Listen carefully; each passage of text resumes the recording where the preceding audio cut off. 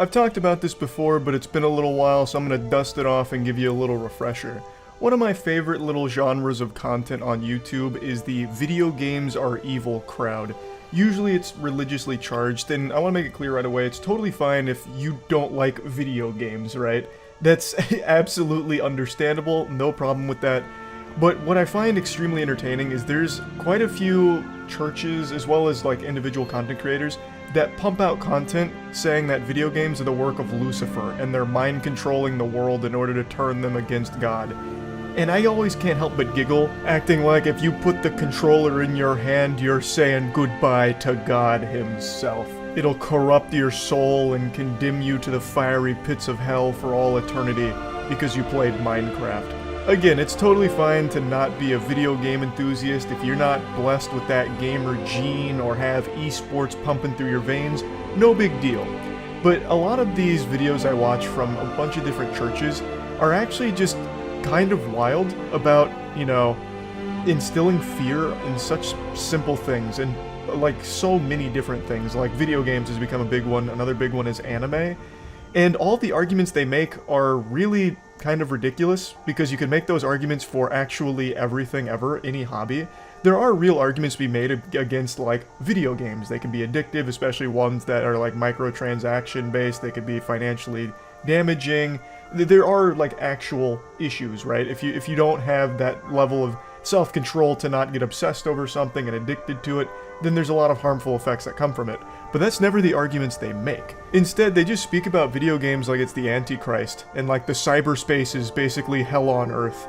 So I wanted to showcase what I mean with a recent service that I watched on stream. I don't usually watch videos on stream anymore, but I made an exception for a excerpt from a church service about a preacher going off against video games as well as anime. So it's a demonstration of both things that I used as an example here. And instead of once again talking about like real harmful effects that can come from getting obsessed over these mediums, his argument basically boils down to these things are the work of the devil because they distract you from God, which again is something that extends to everything. Literally reading a book falls into that same category. Doing anything for fun ever falls into that category. And then he also says that video games are so fun that they make church boring. So it's almost like he's like trying to get people hooked on video games. Like for a brief moment I was like, huh, he's really hyping video games up. If I had never heard of these before, I'd be really interested to check them out. And then he beats the daylights out of an Xbox to try and make his point, which was fucking amazing. Oh yeah, I've seen like every anti-video game church sermon. I watched an entire documentary on, I think it was Pokemon being instruments of the devil, because that was a really big talking point for a little while. Alright, let me just hear the core argument. And this is how I know that this is an idol, is because I guarantee there's a lot of offended people in the church right now. Okay? Or even... Brother, there's 7 people in the church right now. I'm sure they're probably not that offended. It's not a huge service today. You could probably just talk to them one-on-one.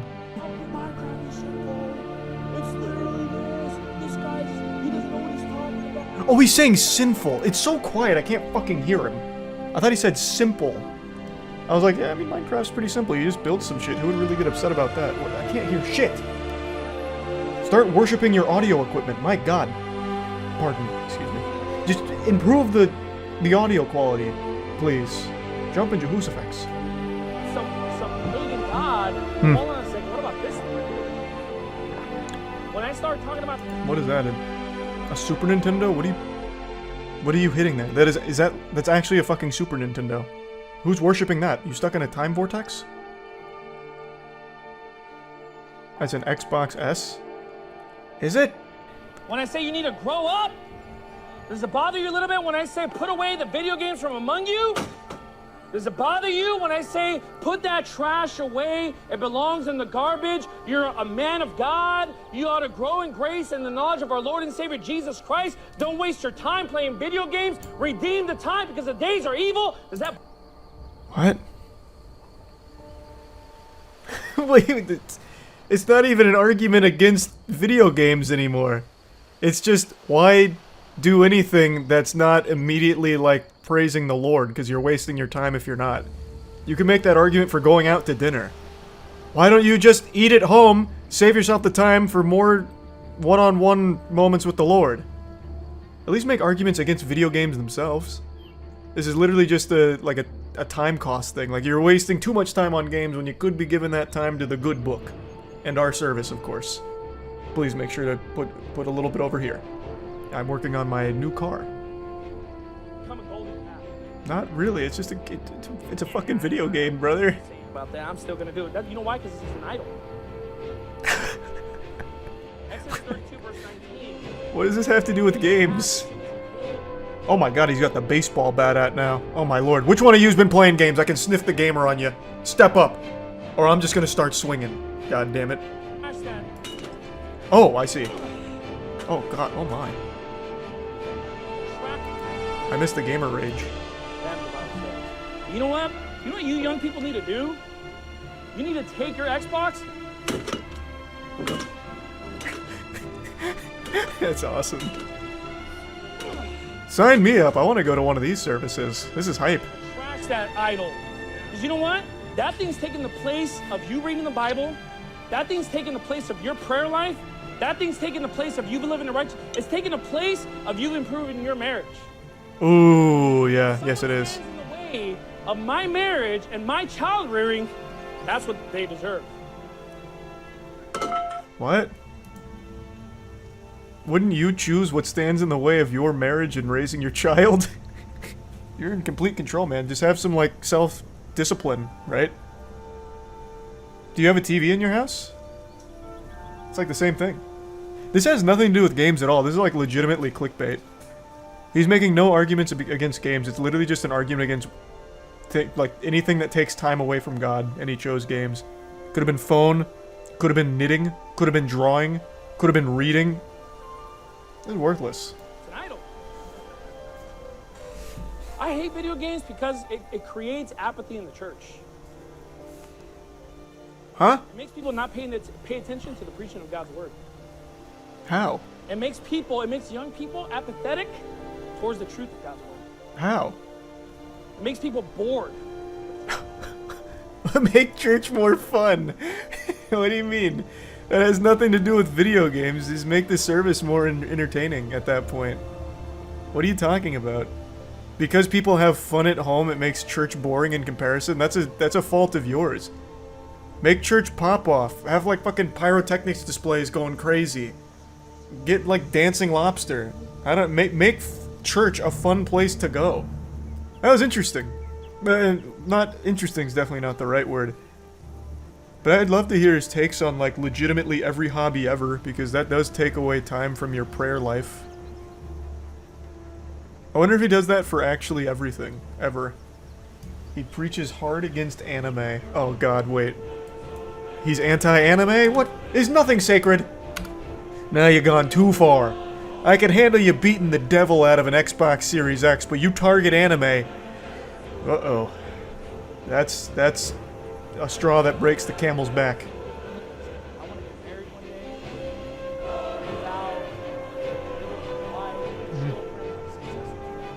Cool. Be responsible. That's what I want for my life. But instead, what do you have? I want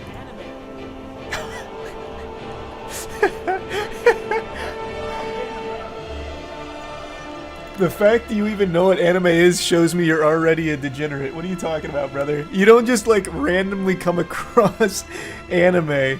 This is a dude that had an actual hentai addiction, no doubt in my mind. No shot.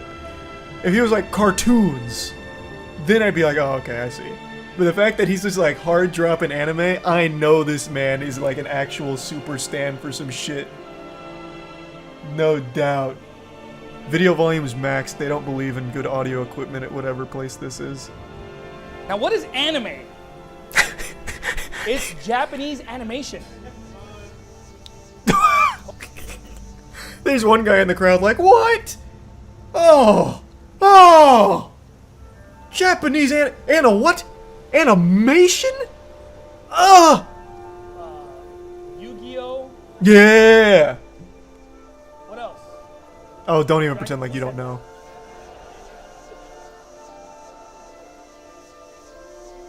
Dragon Ball Z. Now look, He's guys, finding the sinners. this is nonsense.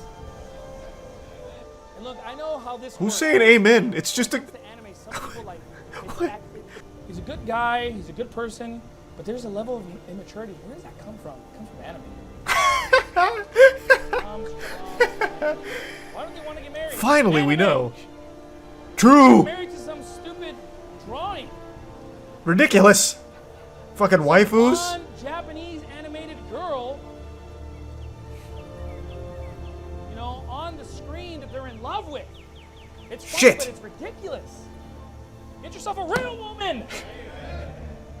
Not some animated Japanese girl. Sailor Moon, or what is that? Why? I don't know why he's playing dumb. I really don't. I want to go to his my anime list right now. I know this man's leaving reviews on like the most obscure shit ever. You're gonna see this man posting on High School of the Dead, like not enough titty jiggling. 4 stars. I don't know why he's fucking pretending. You're not fooling anybody here, Bruce. I watch Batman, okay? Oh my I watch god. Spider-Man. I watch Superman. He's just like us. Yeah, I watch X-Men. Famous anime, all of them. And I would watch these, but you know what? I remember, like, after a while, you turn it off. Yeah, what? Now I'm just like, I see my brother working, I see adults, I see men. I'm like, What? "It's like, Fucking obviously. that's gonna happen. You know why? Because no woman is gonna respect a 25-year-old guy who still watches anime. Unless you hide it from her, then you guys get married, and now she's stuck. Dang, I didn't know this is part of your life. Oh shit, you watch anime? I'm getting a divorce. What the fuck? Ew. No, man, it's just people that just... It's no different than just watching any other TV show. Why not just extend this? I don't understand why he doesn't just broaden it. Like, this is just... What he's preaching is against literally any kind of hobby. Like, actually anything. No, you just get, like, lost in this world. You could say that for sports. Like, oh, you just... You know, all of these nerdy-ass sports statistics. Like, you're never going to the NBA, so please stop bringing up all of these goddamn Luka stats, right? Like, who cares? You're wasting your time. Now your wife's stuck with you because you were hiding this obsession. Like, just broaden the topic. It's not just anime you're talking about. It's literally anything that's a hobby. And I love how he's like, I used to watch Batman, but then I realized, it ends. Like, yeah, no shit, it's called a runtime. It's not like you can just perpetually just, like, live watching TV forever.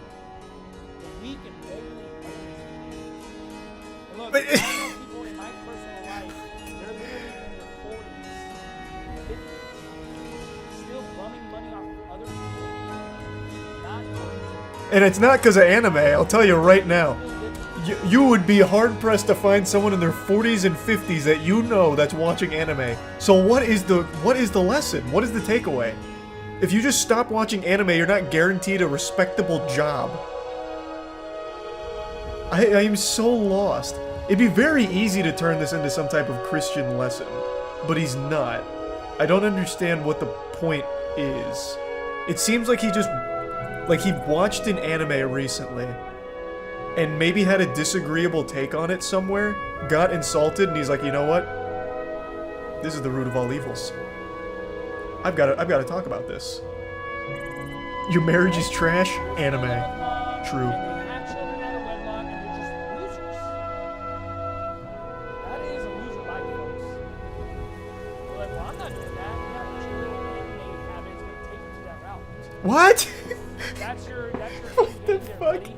Okay. You wanna be anime, Shit, I gotta stop then. You wanna just, you see guys in their 40s and 50s Shit. still hanging out with the young guys. Yeah, like you. You're 25 years old and you're hanging out with 40 and 50-year-olds. What are you talking about? You're self-reporting. You just said that. You just said that you know 40 and 50-year-olds like this. They're hanging out with you. You're the weirdo. Well, and them, too. You're all weird together then. And it's not because of anime. That's your life. Yeah, true.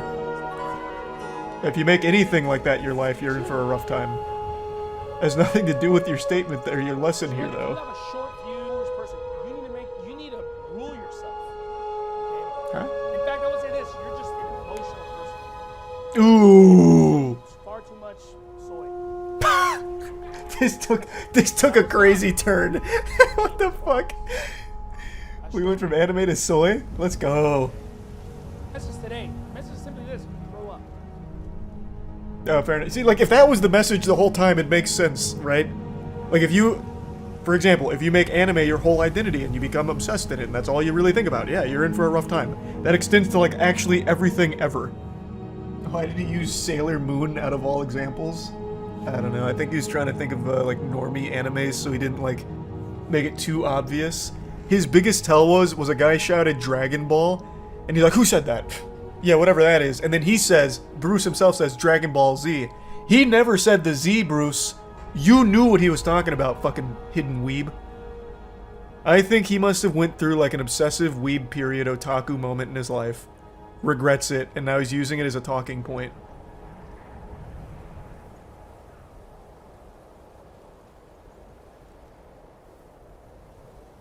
Lying on a job resume or bluffing your way to a job that you have absolutely no idea how to handle isn't the most uncommon thing in the world. My favorite example of this is George Lazenby, who played James Bond for a single movie. He made up his entire resume, lied about all of it in order to land the role, and played it one time and quit. Dude had no acting experience at all and must have forged the best summer reading report of a resume ever. So he got to be James Bond on Her Majesty's Secret Service, and I love the poster here. Far up, far out, far more. James Bond 007 is back. More like fucking Lames Bond. Jesus Christ, that hasn't aged well. That goes to show you how much we've evolved. That is not the best tagline now, but I do appreciate it. Point is, forging a resume, making shit up in order to get a job, that's not unheard of. And today I was thinking back to some classic controversies and examples of this happening, and I remembered like 4 or 5 years ago, there was a couple cases where people pretended to be sign language interpreters and landed roles in major productions such as news broadcasts or events and concerts, and eventually people that actually understood sign language called them out because they were signing complete nonsense. It wasn't even close. It was blatantly way off. They were up there just doing the fucking scat man with their hands, not making any sense. They were up there like popping and locking, doing like TikTok dances basically, and calling it sign language. Happened again. Another sign language interpreter accused of signing total gibberish. This time it was at the police news conference announcing an arrest in the Tampa serial killings. We will be charging 4 counts of first-degree murder. I don't know American Sign Language, but I do know she got one of those right. 4. I understood that one. A pretty high-profile case here, a serial killer, and I bet all the viewers that are hard of hearing must have been beyond confused as to the report that was being delivered from this lady. Standing off to the side, apparently translating every word, this woman. We received over 5,000 tips in this case. But it turns out, much of what she was signing was nonsense. She waved her arms around like she was singing Jingle Bells. I've got to admire the fake it till you make it attitude here, but unfortunately the only thing to make was a fool of herself. I decided to look at comments, which is usually very ill-advised. When you go into the YouTube comments, you're going into the swamp. But I really was curious if she was signing any real words at all, because even to my stupid, smooth little reptile brain, some of those did look like actual sign language, you know, movements. And it turns out she was using some words correctly, such as kill and murder and arrested. However, most of it was gibberish. Most of it was just actual mumbled nonsense. So when she was doing all that stuff with her, like, fingers, none of that was real. You know, I could have been up there doing, like, the Hunger Games Mockingjay Part 1 salute, and I would have been making more sense than she was. It's also wild to think that anyone hard of hearing that would have been watching this broadcast might have been concerned for her health, because the way she's signing would have been like having a stroke. A ton of gibberish with a few words that get mumbled out would have been like going to an auction during a bidding war, where the auctioneer's just going fucking hog wild, like, yeah, do I hear 5, do I hear 5, I'm going one, do I hear 5, 25,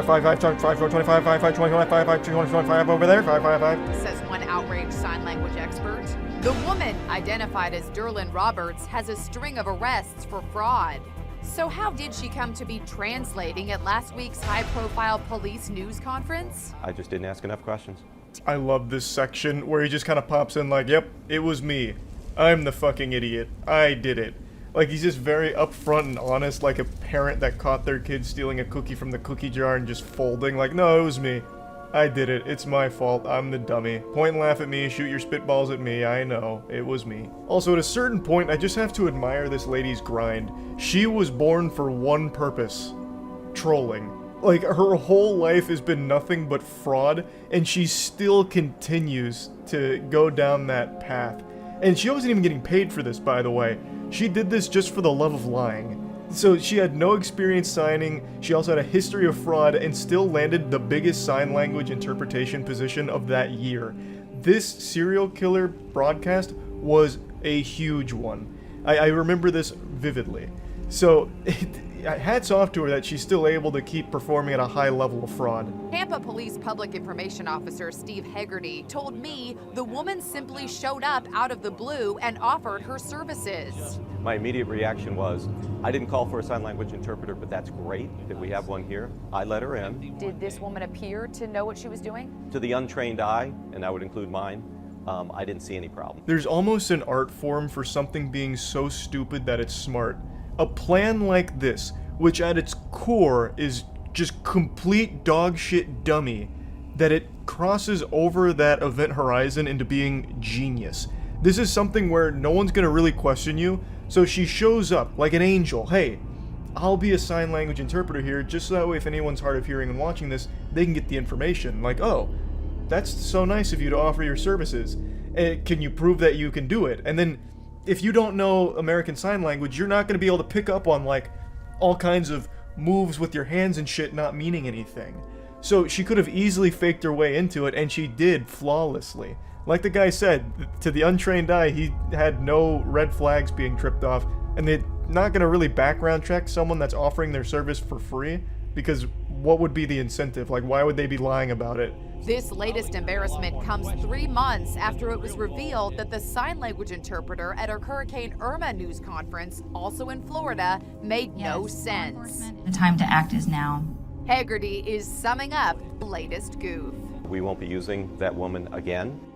Cops say this was not a crime, but it was an ethical violation. So we're going to get to that other sign language blunder in just a moment, because it also happened in Florida, and I also remember that one as well, because I'm from Florida. Now, as he mentioned, it's not a crime to be faking a sign language position, I guess, since she wasn't charging for her service. She didn't defraud them or anything. She just lied to them and pretended she knew what she was doing. They got pranked, basically. I bet she was giggling the entire way home that she actually pulled this off. She must have like a Facebook group that they do these high-profile pranks in or something. Like, I don't know why she would do this, other than just having fun with it, which is still such a wild activity, like a wild hobby, to just pretend to be a sign language interpreter. The time to act is now. It was an urgent Hurricane Irma evacuation order, but look at the sign language interpreter on the right. He's actually signing total gibberish. What's he really communicating to deaf citizens caught up in the hurricane crisis? Words like pizza, monsters, and the sentence, help you at that time to use bear hug. This situation actually has a lot more nuance compared to the last one. In the last one, it's like that Shaq meme, I'm unfamiliar with your game. I don't know why that lady pretends to be a sign language interpreter, especially when she's not getting paid for it. She does it just to make the whole broadcast silly and goofy. A mere mortal can't possibly understand her deep, complex motivations for why she fakes being a sign language interpreter. But in this case, the guy did not want to do this. He was forced to. And he actually does have a sympathetic background and actually does have experience with sign language, but told them he wasn't comfortable doing this and didn't think he was cut out for it. So they mention here that he was signing real words like pizza and monsters, both of which could be applicable to a hurricane. A hurricane comes around, you're probably gonna have pizza places being hit. Pizza's not safe, it's not like a fucking safe spot or anything. You might even have pizza flying around the hurricane that could be used as a projectile weapon. So maybe he had a whole spiel he was going to go into about pizza. Monsters, a hurricane is absolutely nature's monster. It's been called that since the beginning of time. And then about the bear hug. You know, better hug your loved ones because you might fucking lose them in the hurricane. There's plenty of ways of spinning that where it makes sense, but point is, he was using real words and actually stringing together sentences. They just didn't fully make sense at all. Deaf actress Marlee Matlin posted, "This is outrageous." Please heed our warnings. The interpreter's name is Marshall Green. Officials in Manatee County asked Green to step in because no one else was available. His mom, brother Morgan, who is hearing impaired, and Morgan's fiancée Chausa are coming to his defense today. This is where the plot starts to thicken. You can see where the narrative is about to get real convoluted and confusing here. So, they called upon him, like Batman with the signal in the sky, in order to be the sign language interpreter for the evacuation orders for Irma. That's a very serious thing. The evacuation for Irma was a huge deal. I got evacuated during Hurricane Irma. Now, luckily, I didn't see his broadcast, and I don't understand sign language, because if I did, I may have ended up just getting a pizza and writing it out, which may have fucking killed me, who knows. But point is, they chose Marshall, saying they had nobody else to go to, so it was their last-ditch Hail Mary, desperate attempt to get some kind of sign language interpreter up there for the broadcast to relay the information to the hearing-impaired community. I don't know how they chose him. Someone must have just been like, hey, I saw Marshall do the fucking Vulcan salute at the office one time. Good enough, bring him in. Surely he knows sign language. He, told them he didn't think that he was able to do it, and they felt like that they needed him to. So he said yes. The vocabulary for an evacuation is very different than everyday language. I'm just asking, as someone hearing impaired, what your reaction is to this criticism. Chausa signed my question to Morgan. He only did what he was told to do, so please leave our family alone. In this case, I really just don't blame Marshall for this situation at all. This is not his fault. He gave them warning that he probably couldn't do this and he didn't feel comfortable trying. His brother is hearing impaired, so he does know sign language, and his brother and family also confirm he does know sign language, but the vocabulary and the speed of the evacuation orders are very different than what he's used to, which is why he said he didn't feel comfortable trying it, but he still did the best that he could when they asked him to. So I do really feel bad for him and the family here, because this is really not his fault. He didn't want to be there, he didn't lie to get there, and he didn't try to, fuck the whole thing up. But anyway, I just wanted to talk about these because they popped into my head this afternoon, because I remembered there was so much sign language controversy for a year, where even outside of these two cases, a couple other sign language interpreters were revealed as complete frauds, and they were ones that actually traveled with bands and rappers where they'd sign the songs, and it turns out they weren't even signing anything close to the songs. So the whole thing was just a wild little trend almost, and just want to talk about it. That's about it. So yeah.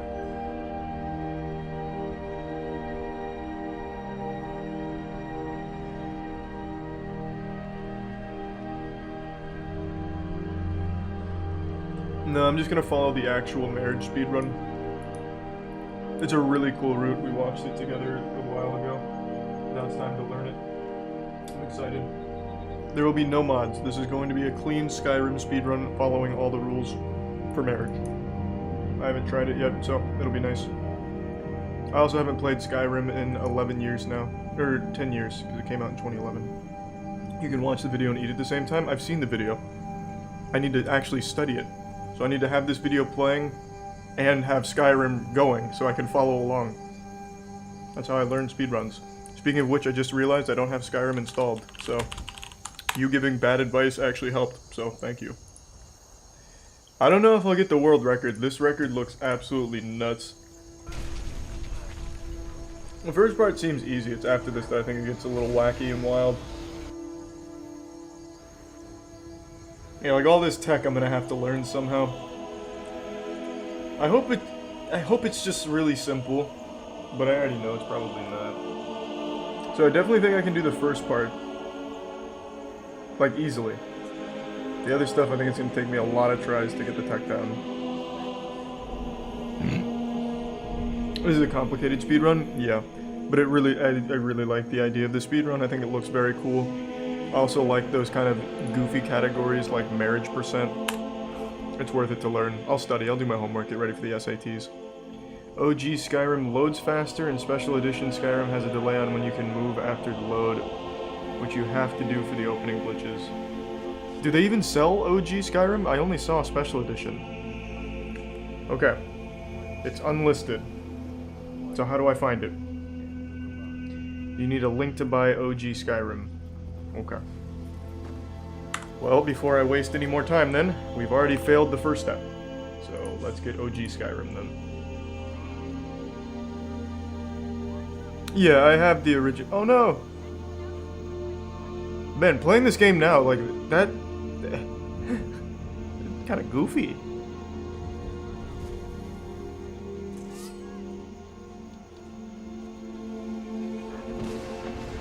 I actually forgot that it was a dragon that came in. I'm so used to the Thomas the Tank Engine mod from when Donkey played it. I really was half expecting a fucking train. It's so weird seeing this game without mods.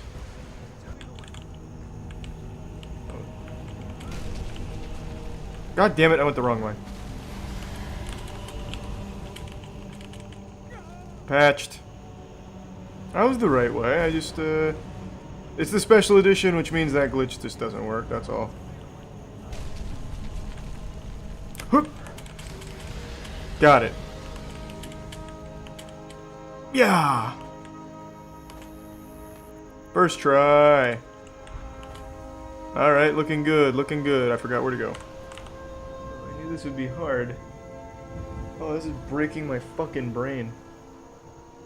Save on oh, the save on the tower, not at the dragon. Oh, but I did a quick save there. Okay, okay, okay. Oh man, it's split personality disorder now. Alright, and ready. So, save here. And then I guess time would start there.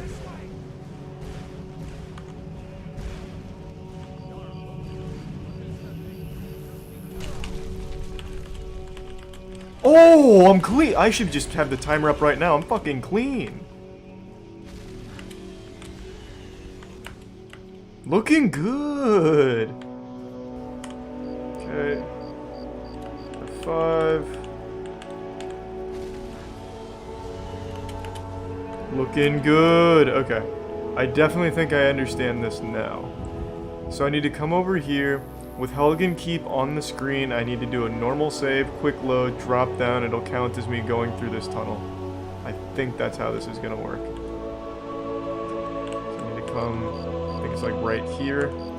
Save.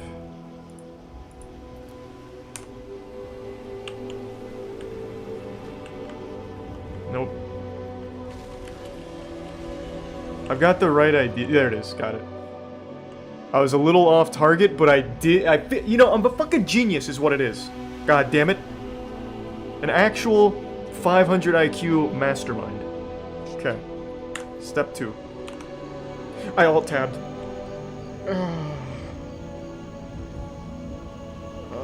Not even a super genius like me can beat alt-tabbing. Okay. I don't know if he's doing something like some kind of forbidden jutsu in there, but there was no quick saving, but he was definitely lagging the game somehow, so he was doing something. He loads back to Helgen, he goes into Helgen, it looks like he saves and loads again, and then, what the fuck? I think what he was doing is waiting for dialogue. I think you have to wait for dialogue, so then he comes back to Helgen, and he goes into Helgen. Damn it.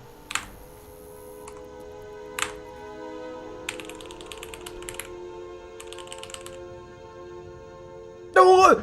I quit the desktop! Ah! I finally fucking got it too! Oh no, fuck. Oh, what in tarnation? Ah! Damn it! Fuck!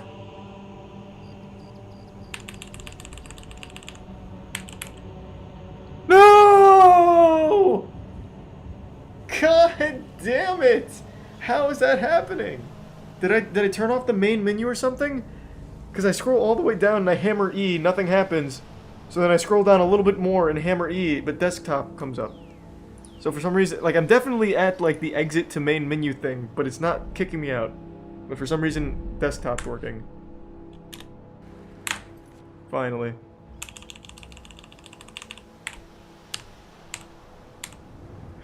Yes! Yeah! I forgot what I'm supposed to do next. But I'm going in. I think that was right. Okay, now it's just turn around. Go outside. Okay, then it's fast travel to Helgen, right? Okay.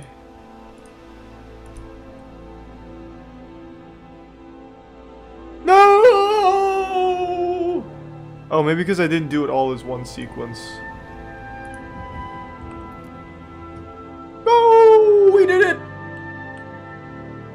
Ah, so I just didn't spawn looking the right way. It's fine. I don't feel like I lost that much time. So then he came up here. It was around this plant. Quick save. And then turn around. Should be a horse. Shit. Oh, wait. I have to wait an hour. You're right.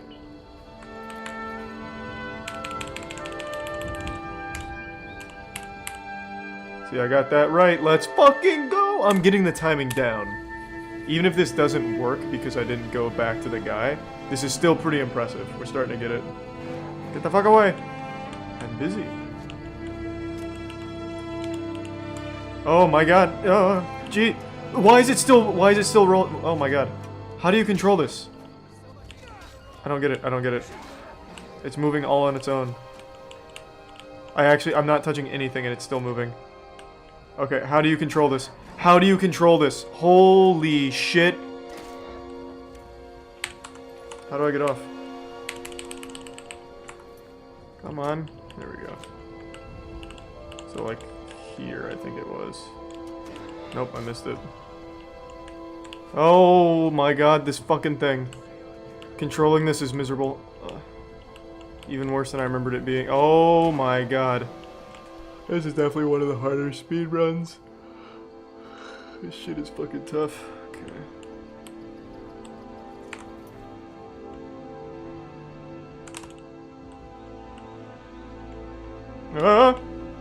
Am I doing it? I feel like I'm getting somewhere. I'm traveling through time, maybe. No. I'm not moving.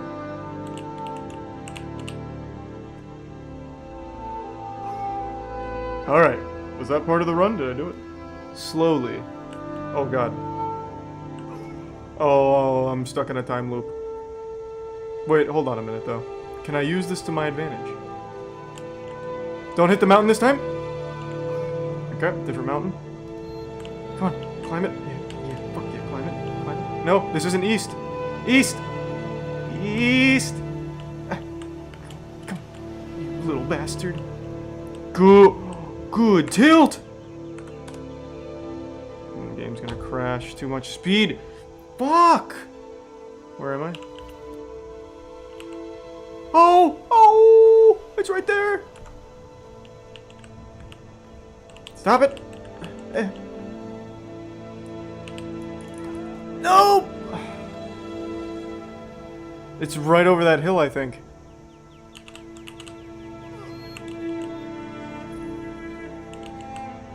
Come on. Come on! Oh! I was going right in the lake! I finally fucking did it! And it crashed! Oh! Alright, let's run it back, baby. Let's go! Yes! No! The lake was right there. What? What is happening? I was right there. I was about to land in the lake. What the fuck? Yes! Okay, just kill it. Yes! We fucking did it! This is Riften, right? Yes! First try! After an hour. Alright. Oh, where's the entrance? Oh, I went right to the entrance. Okay, so now I know I beat her ass. And then I apologize.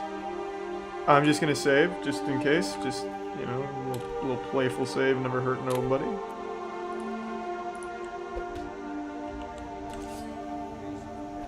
No, go, jail, not death, jail.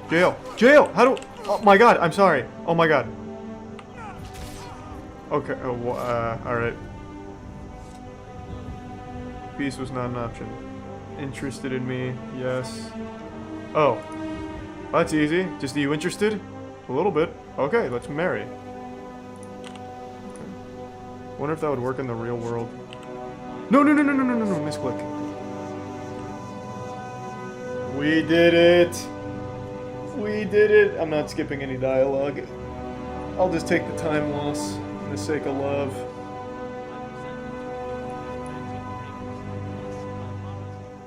Wait, where'd he go? Did he leave? What the fuck? What a useless husband. What the fuck is that about? Alright, well, let's get live split out and let's get going.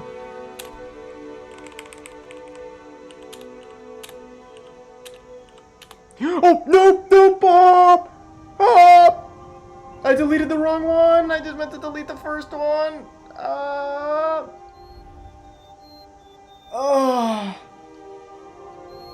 Well, I hope you guys like 20-minute cutscenes. Oh, first try! This could be the God run. Immediately get like a sub 10-minute run here.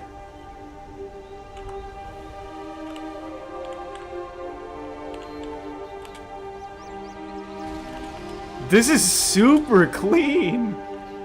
Holy shit! Unironically, world record pace, baby. Ish. Where is it? Where is it? Is it here? Got it. Looking good! I'm gonna lose time here though, but that's on purpose. Come on. Got it. Woo! Not bad, not bad. Really pretty fucking good. I am super happy with this pace right now. I actually might get my goal right away. My main goal was a sub 10-minute run. And we are on pace right now. God, I am just a speedrunning master. Fuck. This is some greasy shit. Yeah. Can I bring you toilet paper? Babe, I am on world record pace right now. No, you are gonna have to have a shitty ass for now. I'm sorry. This is the God run, babe. You see, this is a sacrifice. This is what makes a real fucking speedrunner. Good tilt. Oh.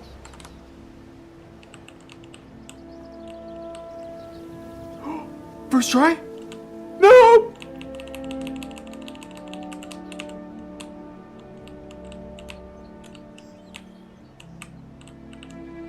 First try. Come on, come on, come on, come on, come on! For my city!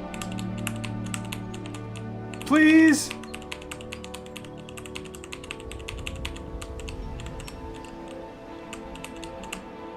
No! I missed the water!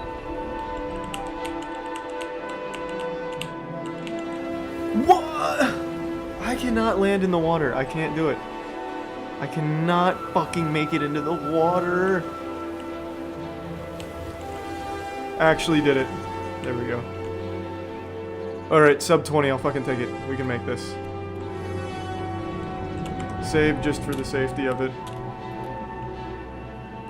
Oh, God. Fuck, man. This could have been so clean. This could have been so fucking clean. Okay, where's my boy? There he is. Oh, wait. There we go.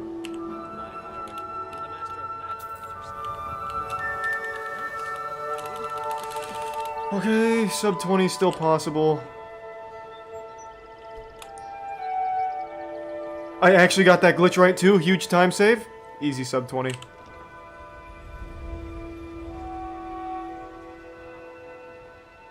Alright. I'm not skipping shit. Let it ride! Sub 20.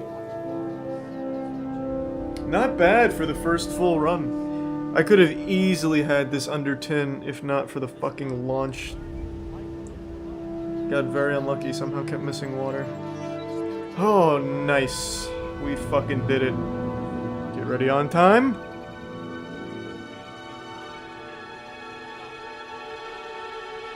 Yes. 1640. PB. Hey, fuck you. This guy, for some reason, always leaves. Right after we get married, he just fucking dips. Oh, shit. Holy shit. Wait, this guy's fucking nuts. I had no idea he was so strong, but yeah, he's an asshole. Easy PB, though. I will fucking take that. Cannot be mad about that. I can absolutely get sub 10. Okay. There we go. I don't know what took so long there, but we got it. That was pretty good. We're making good time. I appreciate that. Thank you, Danny. I don't know about all-star tower defense, but thank you for the 10.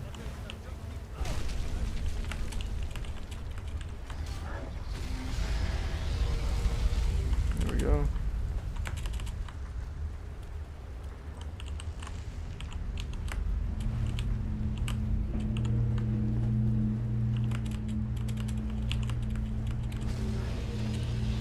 That's not bad. We'll make that work.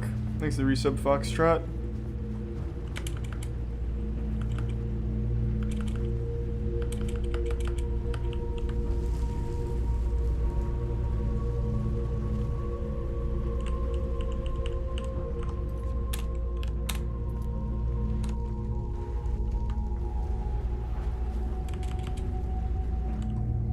Okay.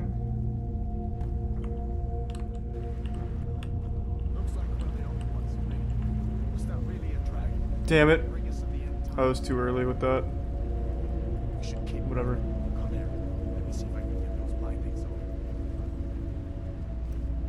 Doing alright. Hope you're doing well, Oni.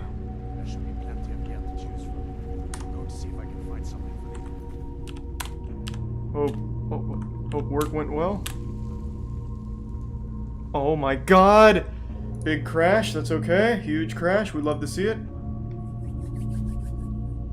Oh, I don't know about that, Danny. You shouldn't do that. Did you make the game or something? Thanks to tier 1 Zethos. Thanks to the 2100 bits wishy-washy. Thank you for the generosity. Well, thank you so much. Missed it.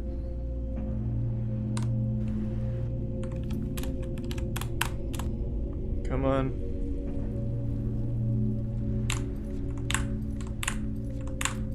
There we go.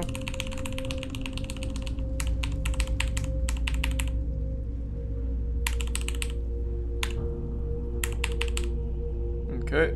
There we go. I don't know what took so long there, but we got it. That was pretty good. We're making good time.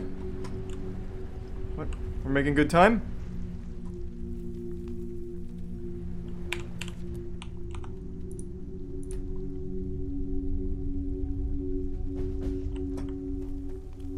Alright, infinite sprint.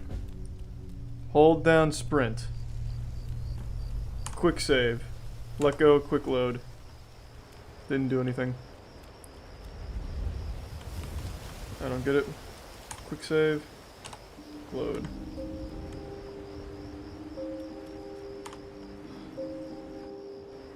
Nope, I don't get it.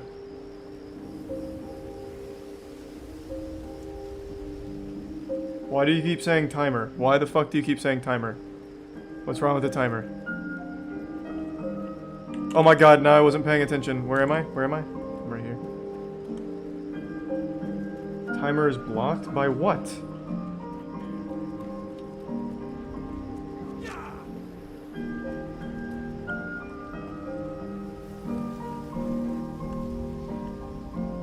Not too bad, Oni. Thanks to the prime, right, bro, and Ivan.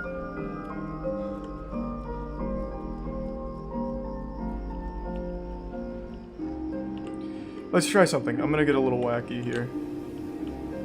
Right here. I'm gonna stand right on it. Turn around.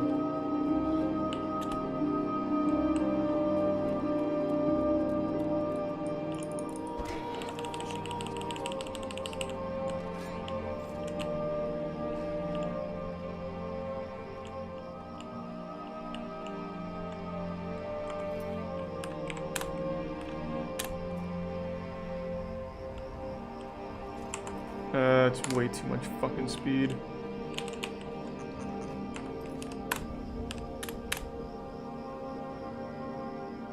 Ugh.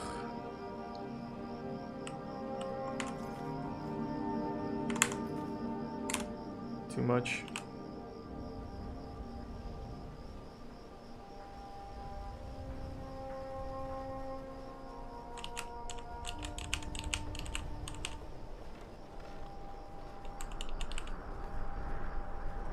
Wait, where am I? I might be over roof. Oh my god, I'm not even fucking close.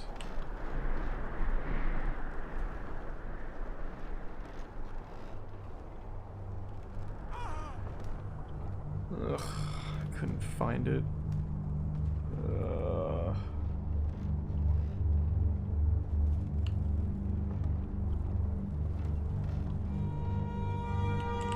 There it is!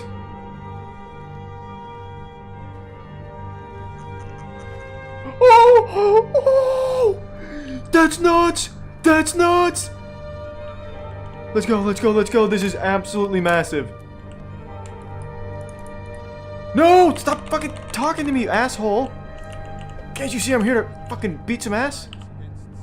Come on, come on, come on, come on. Okay, looking good. This is actually crazy time.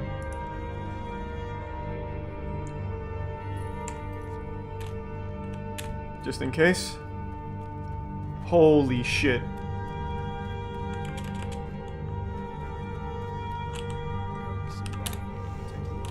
I better not have the same problem as last time.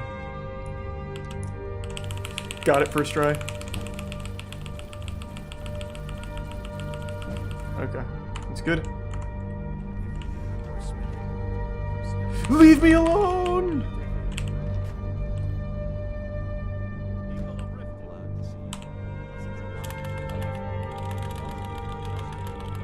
This is incredible time.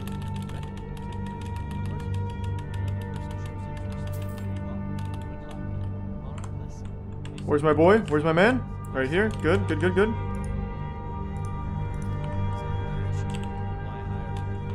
Let's go. Yes! Oh my god, sub 10.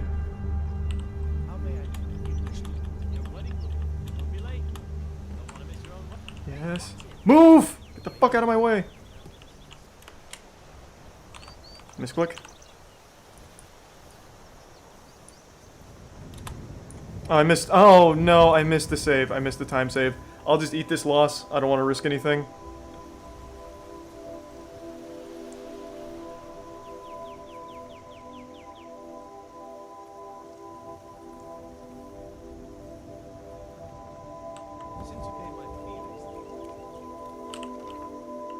Okay, okay, okay.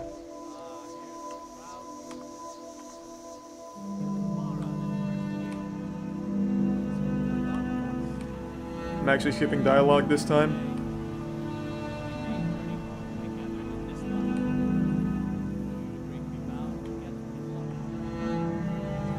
Alright. Yes! Yes! Yes!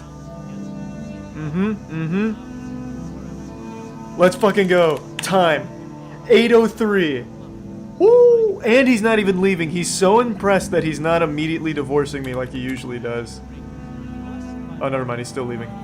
That's fine though. Fuck him. Fuck him. That's pretty good. That's pretty good. Not bad. That's a big PB right there. 8:03 is not bad. I was able to get to Riften off my, what was it, third launch? So pretty solid. You're in 41th place in the only 8-minute run on the leaderboard. Hey, top 50, baby, we take it. Your actual in-game time is 5:31. Wow. So 33rd on in-game time. That's what I like to fucking see. Fuck yeah.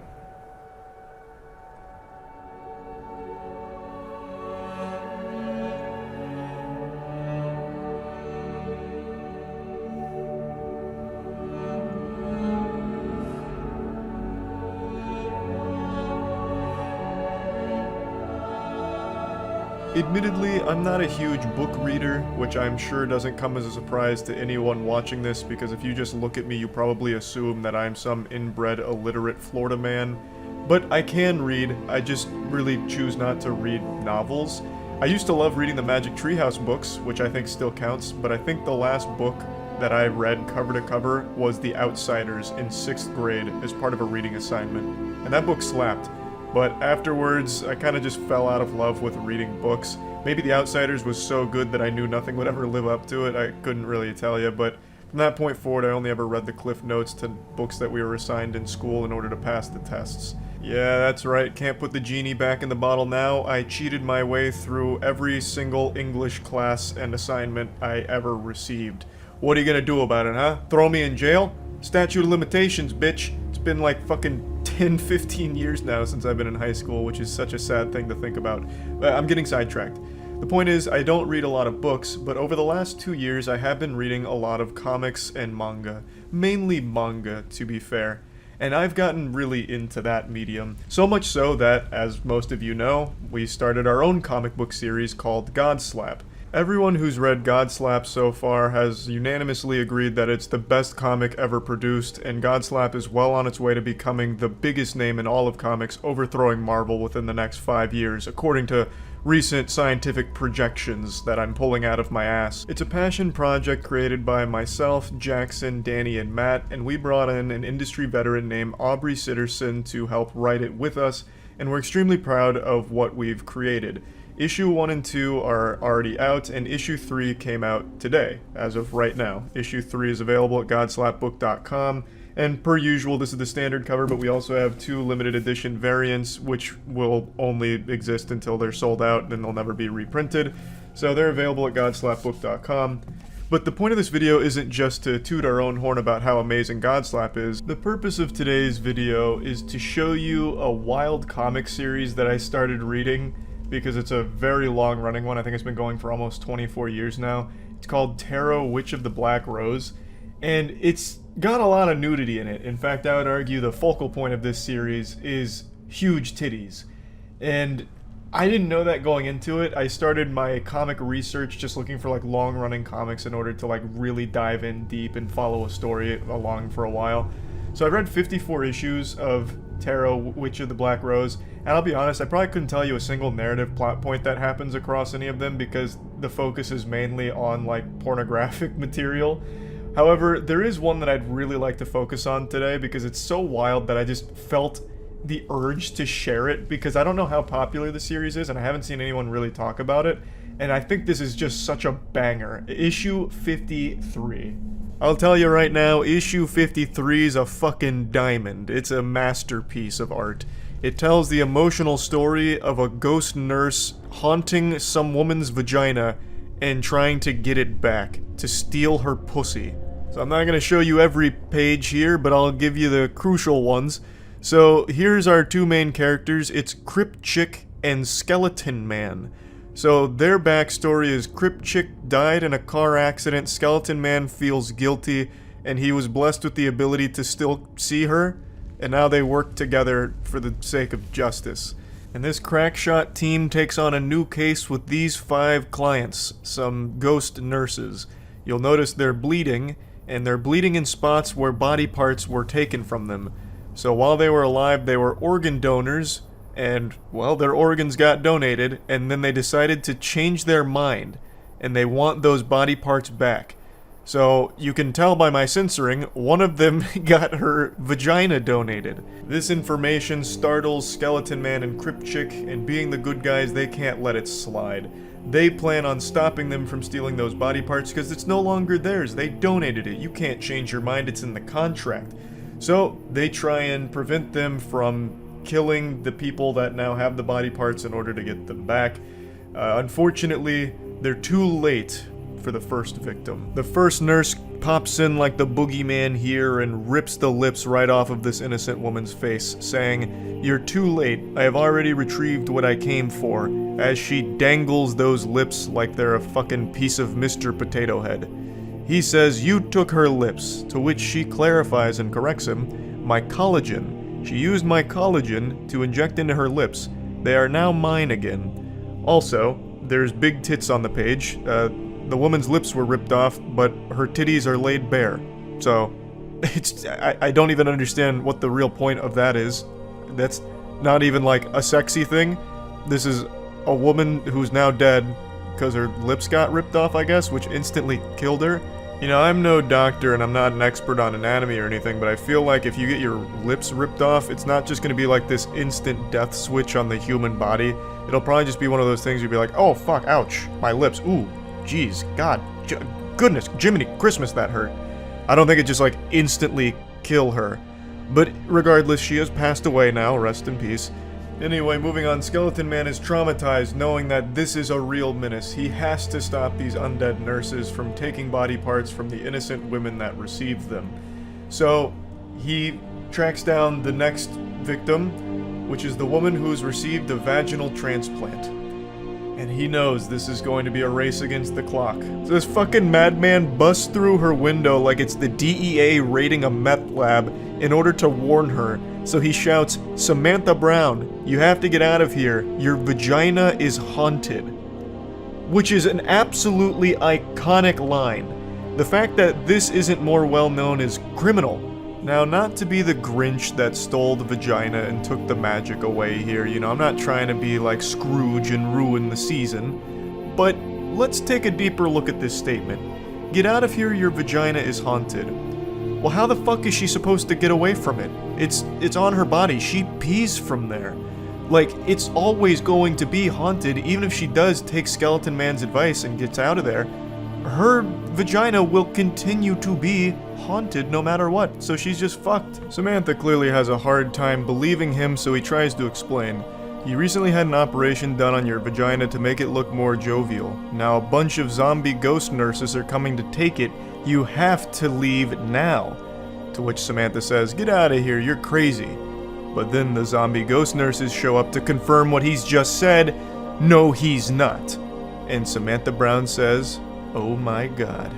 Now the story has reached its climax, and so have the readers, because in the following page, the zombie ghost nurse rips her panties off, and it's just, you know, full pussy action, tits, the whole nine, and then she cuts her vagina out. So, that's pretty much where the story ends.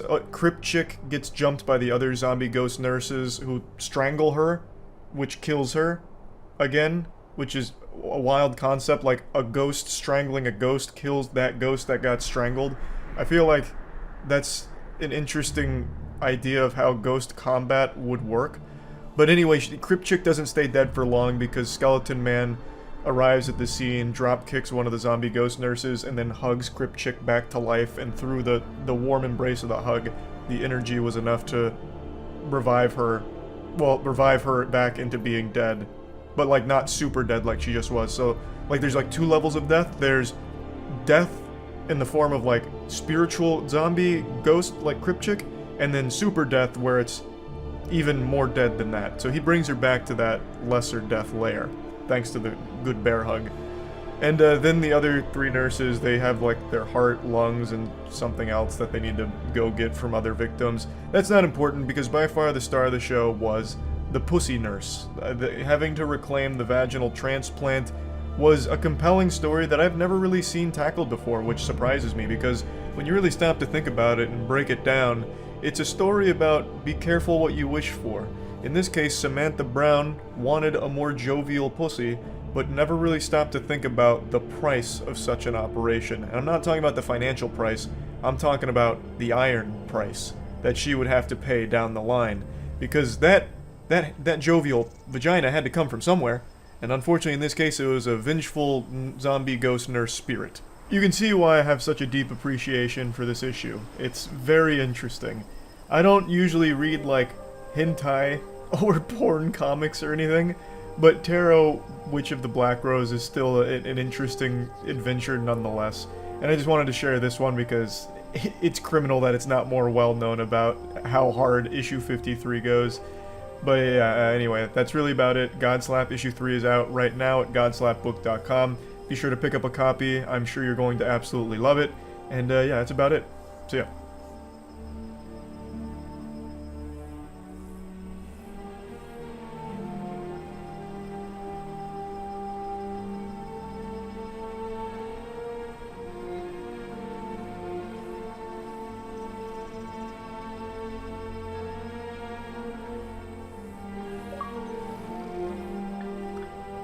Oh, I haven't seen the name Critical pop up in so long. Oh my god. I feel like a boy again. It's just one achievement, and it's in the Court of Madness. The Duke of Dementia rank in the Court of Madness. I have seen the gates of Oblivion, beyond which no way. God, this is a nostalgic overload. Behold, Holy fuck. in Oh my darkness, god. a doom sweeps the land. This game looks like old shitty YouTube videos. This is like 160p. I'm fucking in it. This was not meant to be watched on like a computer monitor. Computers didn't even exist back then. Oh, I haven't seen the character creator in so long. I'm gonna come. Oh my god. I get to make abominations again. I think we'll do a Nord. Maybe I'll go for like a Officer Greg run. Yeah, we'll go for like the face structure of a whoopee cushion, I think. Hey, he looks a little sad. Okay, I like that. I like that. Like, I want his face to look like he got run over by a dump truck. Oh yeah, we're looking good. We're looking good. Oh, we're feeling it. This looks like the blueberry girl from Charlie and the Chocolate Factory. Anything to stretch his face, I want. Oh, yeah. There we go. That's some Mega Mind shit. He's got a very high IQ. Avid Rick and Morty viewer. Like it, I like it. We're looking nice. Ooh, I don't know about that. I'm not liking that. I kind of like him making like a little kiss face. Not trying to give him like dick sucking lips. But then again, oh yeah, we're looking pretty good. Going back to Neanderthal. You can really get crazy with the nose. Gee, it's like another head is forming out of this guy's nose.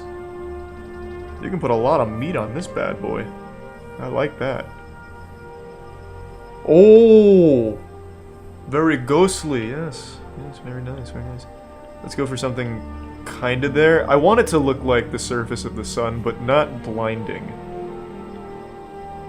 Yeah, kinda like diseased, like a corpse maybe. I'm taking so much time just starting this game. Meanwhile, Jackson is just spending like 50 bucks on shitty indie games to 100% like an asshole. I'm enjoying the competition, meanwhile Jackson's treating it like the goddamn Olympics. I'm over here giving my fucking guy Super Saiyan 3 eyebrows. Alright, let's roll. Oh. I think we just go the classic Officer Greg. I've already spent way too much time on this. I'm falling behind on achievements. I'm doing all of this for a single achievement too, so I'm at a huge disadvantage. I'm gonna have to play through the entire game and then try and get the achievement, so it'll be worth it. At least this is fun. We're not out of this yet. I've seen Yeah, in your nightmares, I bet. you. See your face. You don't want to see this face, I can assure you of it. My dreams. Oh, those are rough dreams. The stars were right. Close up left. Protect the Emperor. Oh god! There's another one! I'm here to help. Oh, sorry, hold on. Coward. I look good. I look like the fucking guy from Hunter x Hunter. Bungee Gum. What the fuck is his name? I already forgot. Hisoka. Yeah, I guess if Palpatine got really into the, like, seeing kids kind of era. Click the hand. Oh. Now I look like Palpatine, 100%. Don't know. Man, this game feels brand new. Hasn't aged a day.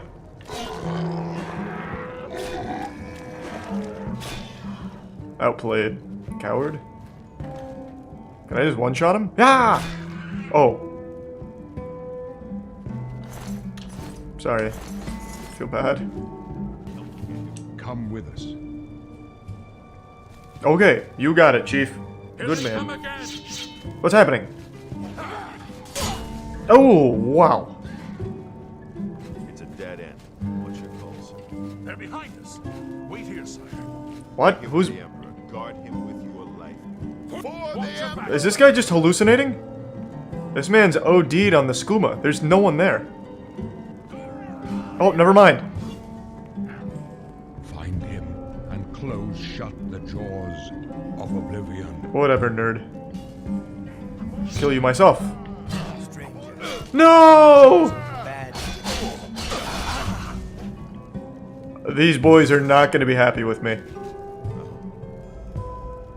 Alright, what class do I want? I need the Duke of Dementia achievement. Keep that in mind. What's going to be best for that? I want whatever's going to get me through Court of Madness fastest. Ha! It's your funeral. I'm just here to warn people. I'm going in. Let's go! Nope, still can't do it yet. Okay. Do come in. Okay, okay. So I have to be level 12. Didn't I level up? Where do I put in point? What the fuck is happening here? You don't. Well then, how do I go in? Oh, I just do it 5 times in a row. Hi, what's up, boss? Because my lord wills it to be so.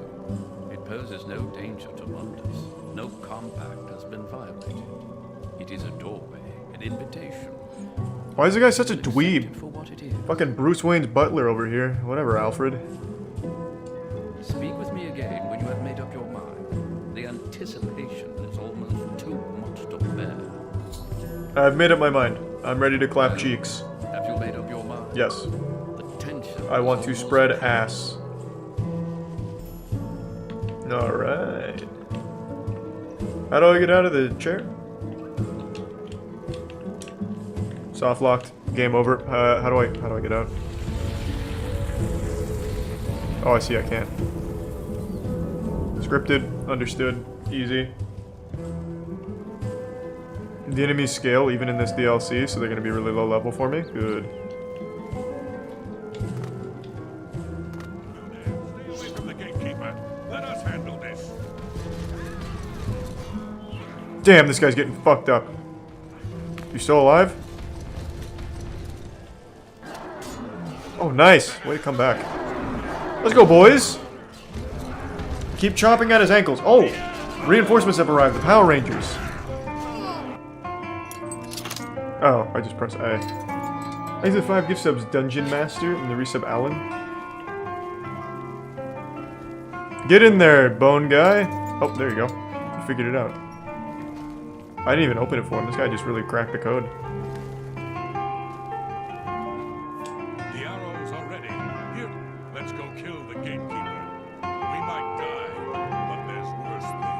True, there are things worse than death. Let's go. Watching James Corden do anything is one for sure. And I'm sure there's things even worse than that. Alright, let's fucking go, boner man. I'll start. Do I just hit him, or is he okay? Why are you smiling? Go do something. What are you doing? What are you doing? He's confused too. Jesus Christ, come on. Oh boy, oh boy. Oh, what a move!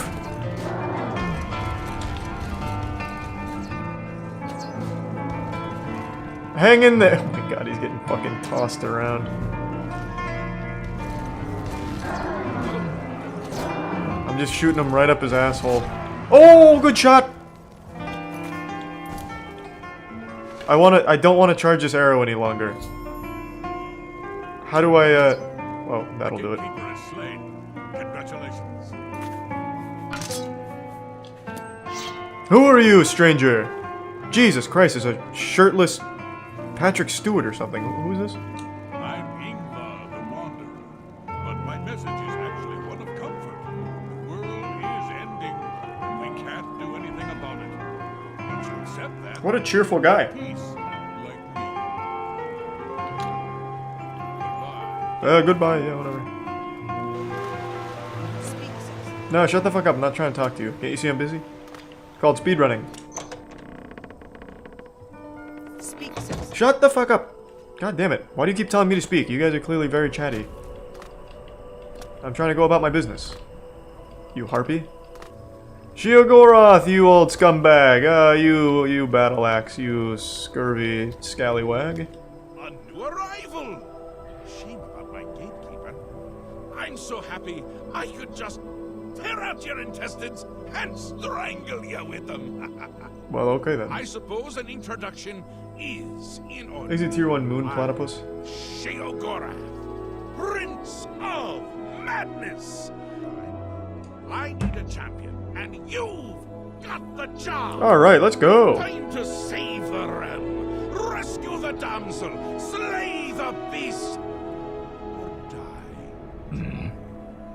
Now, get going, before I change my mind, or my mind changes me. Alright, let's run it. You can go now. Run along, scoot. So a lot of people are telling me to hit him, so I'll hit him real quick and see what happens. It's anarchy!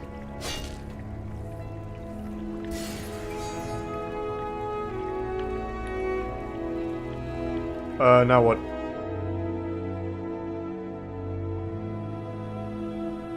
Oh, I see. Well, that's one way of doing it. Wow, Shivering Isles looks huge.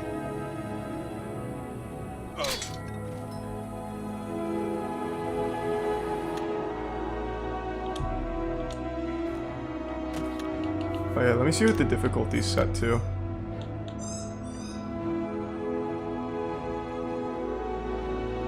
I was playing on damn near Ultra Nightmare mode with that. What the fuck is going on there? Alright, much better. How about you then, coward? Damn it.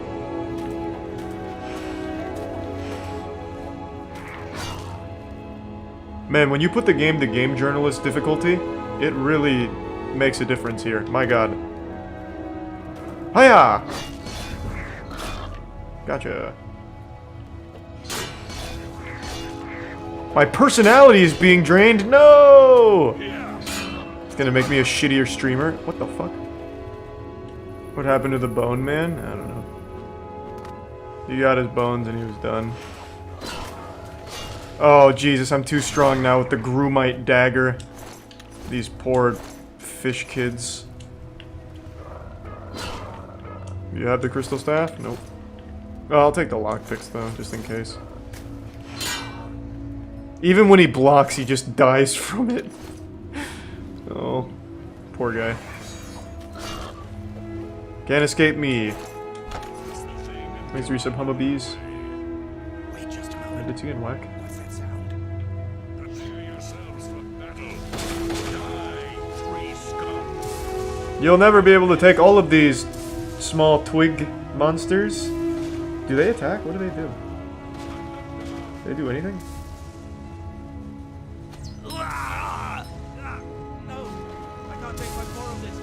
What was that, friendly fire? You just fucking blasted your own guy with lightning. Jesus. You got a traitor. Hey, Killaban. Unleashed the swarm, did we? Nothing like a little bloodlust to start the encounter off right. This is pretty cool. I do like this. Let's go, boys. Who's next? This is pretty cool. This is a nice weapon. I like it. Okay, I'm just going in. Why can't I move? Wait, how did... Oh. I see.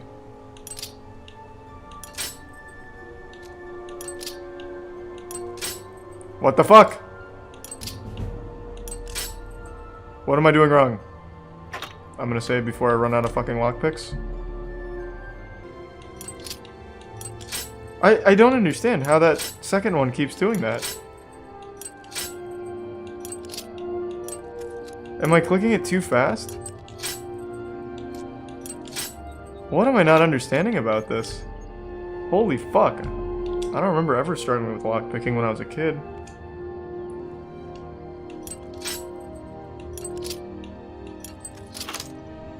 Do I have to wait for my lockpick to go back down? Is that the problem? I don't know why I'm so bent on this.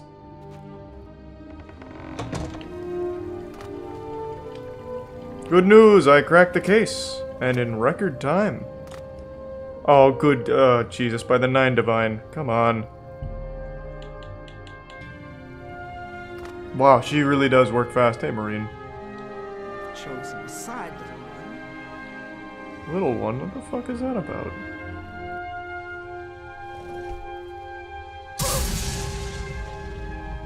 Wow, that was pretty efficient. You see now what happens when those who Nice. oppose me fail, which they always do. I'm pleased with your work, Inquisitor. As a token of my appreciation, I shall spare your life and make you a courtier of dimension. In addition, accept this bow. May your enemies fear you and never know from where or with what enchantment you shall strike. Nice. See you later. God damn it, sis. That wasn't enough for the achievement. Yeah, it seems everyone hates this quest. Maybe I'll love it, though. I feel like I'm making good time. Oh, I made a full circle. Okay. Quest fucking sucks. What a fucking confusing map. Oh, why? Not again! The same spot, too. Where do I go? Oh my lord!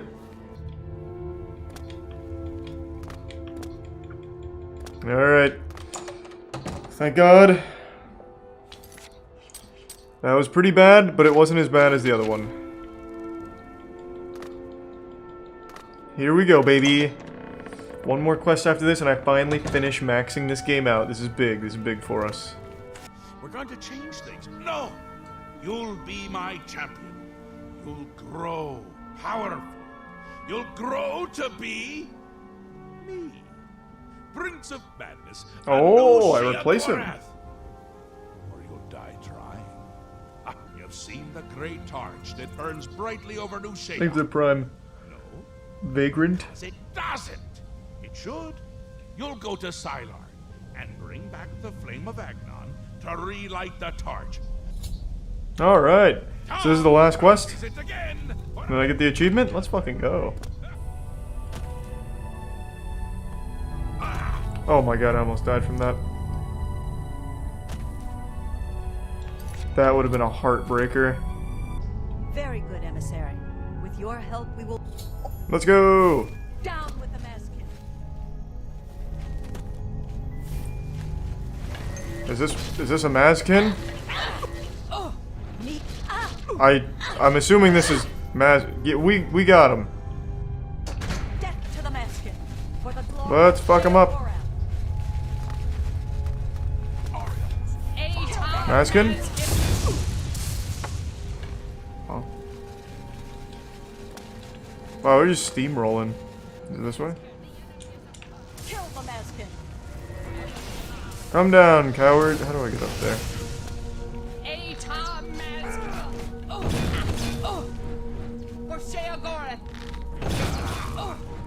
I'm chopping them up. Oh, this was easy. Is this the end? Hey, Mazkin. Hiya! Oh, good move.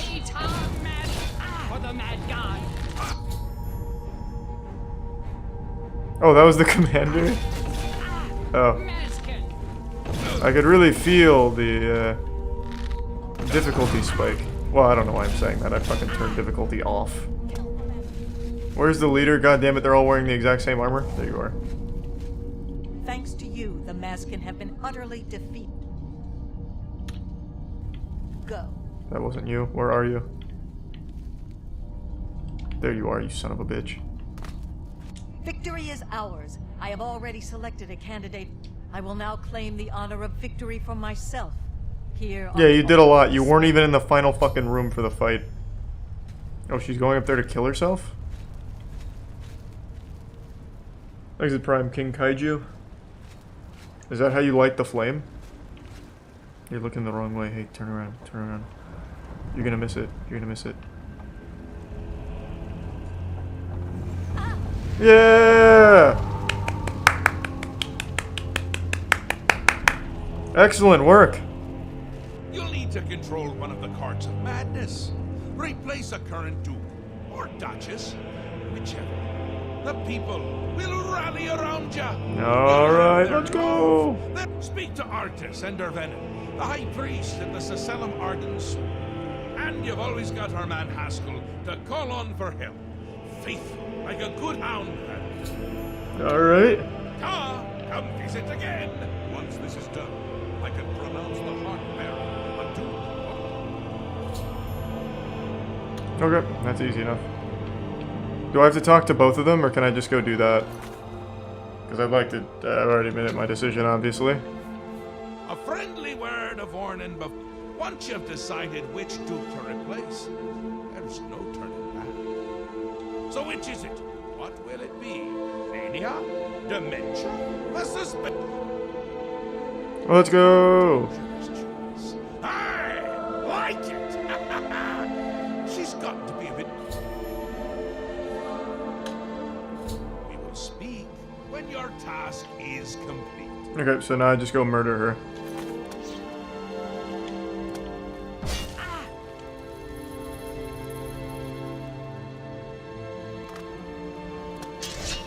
Is this her? Oh. Alright! Big moves. Thank God. Do I have to go all the way back, or is there like a secret exit here? I definitely don't feel like going all the way fucking back.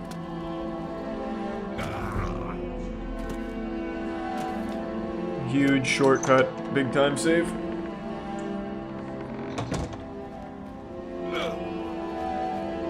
Okay, getting very close to death, not afraid. Alright! Finally get this fucking achievement to pop. Your task is nearly complete. All that's left is to touch the altar. Let's fucking go! God, the dopamine hit's gonna be nuts! Come on!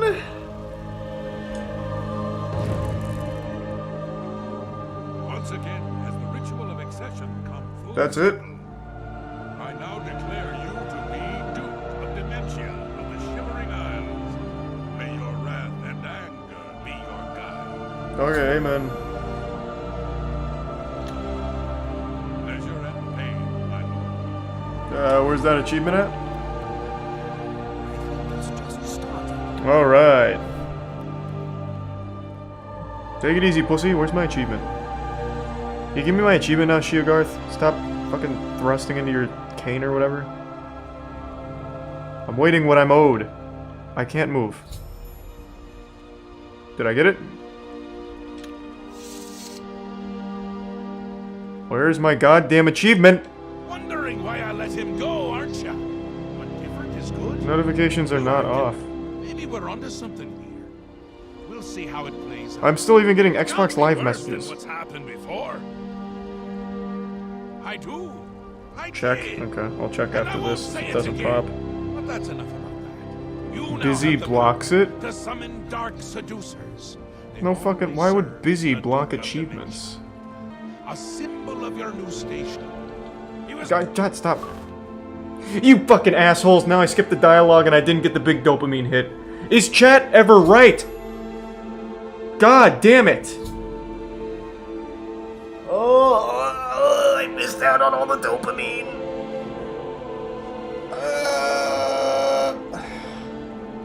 It is shocking how seldom chat gets anything right. Oh my god. Well, at least I got the achievement though. Fuck yeah. Alright. 30 G's in the bank, and that's 100% on a very big game. We like that. That's huge.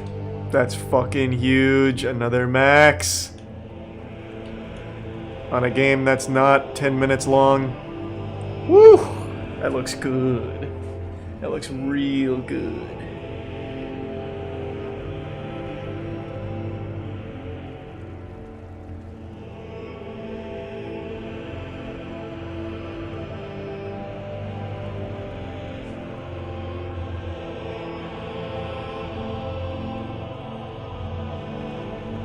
I'm sure we've all had that experience of someone telling us they're going to do something, but they never really do. They just keep making excuses and pushing it further and further down the line until you eventually forget about it or you just die of old age.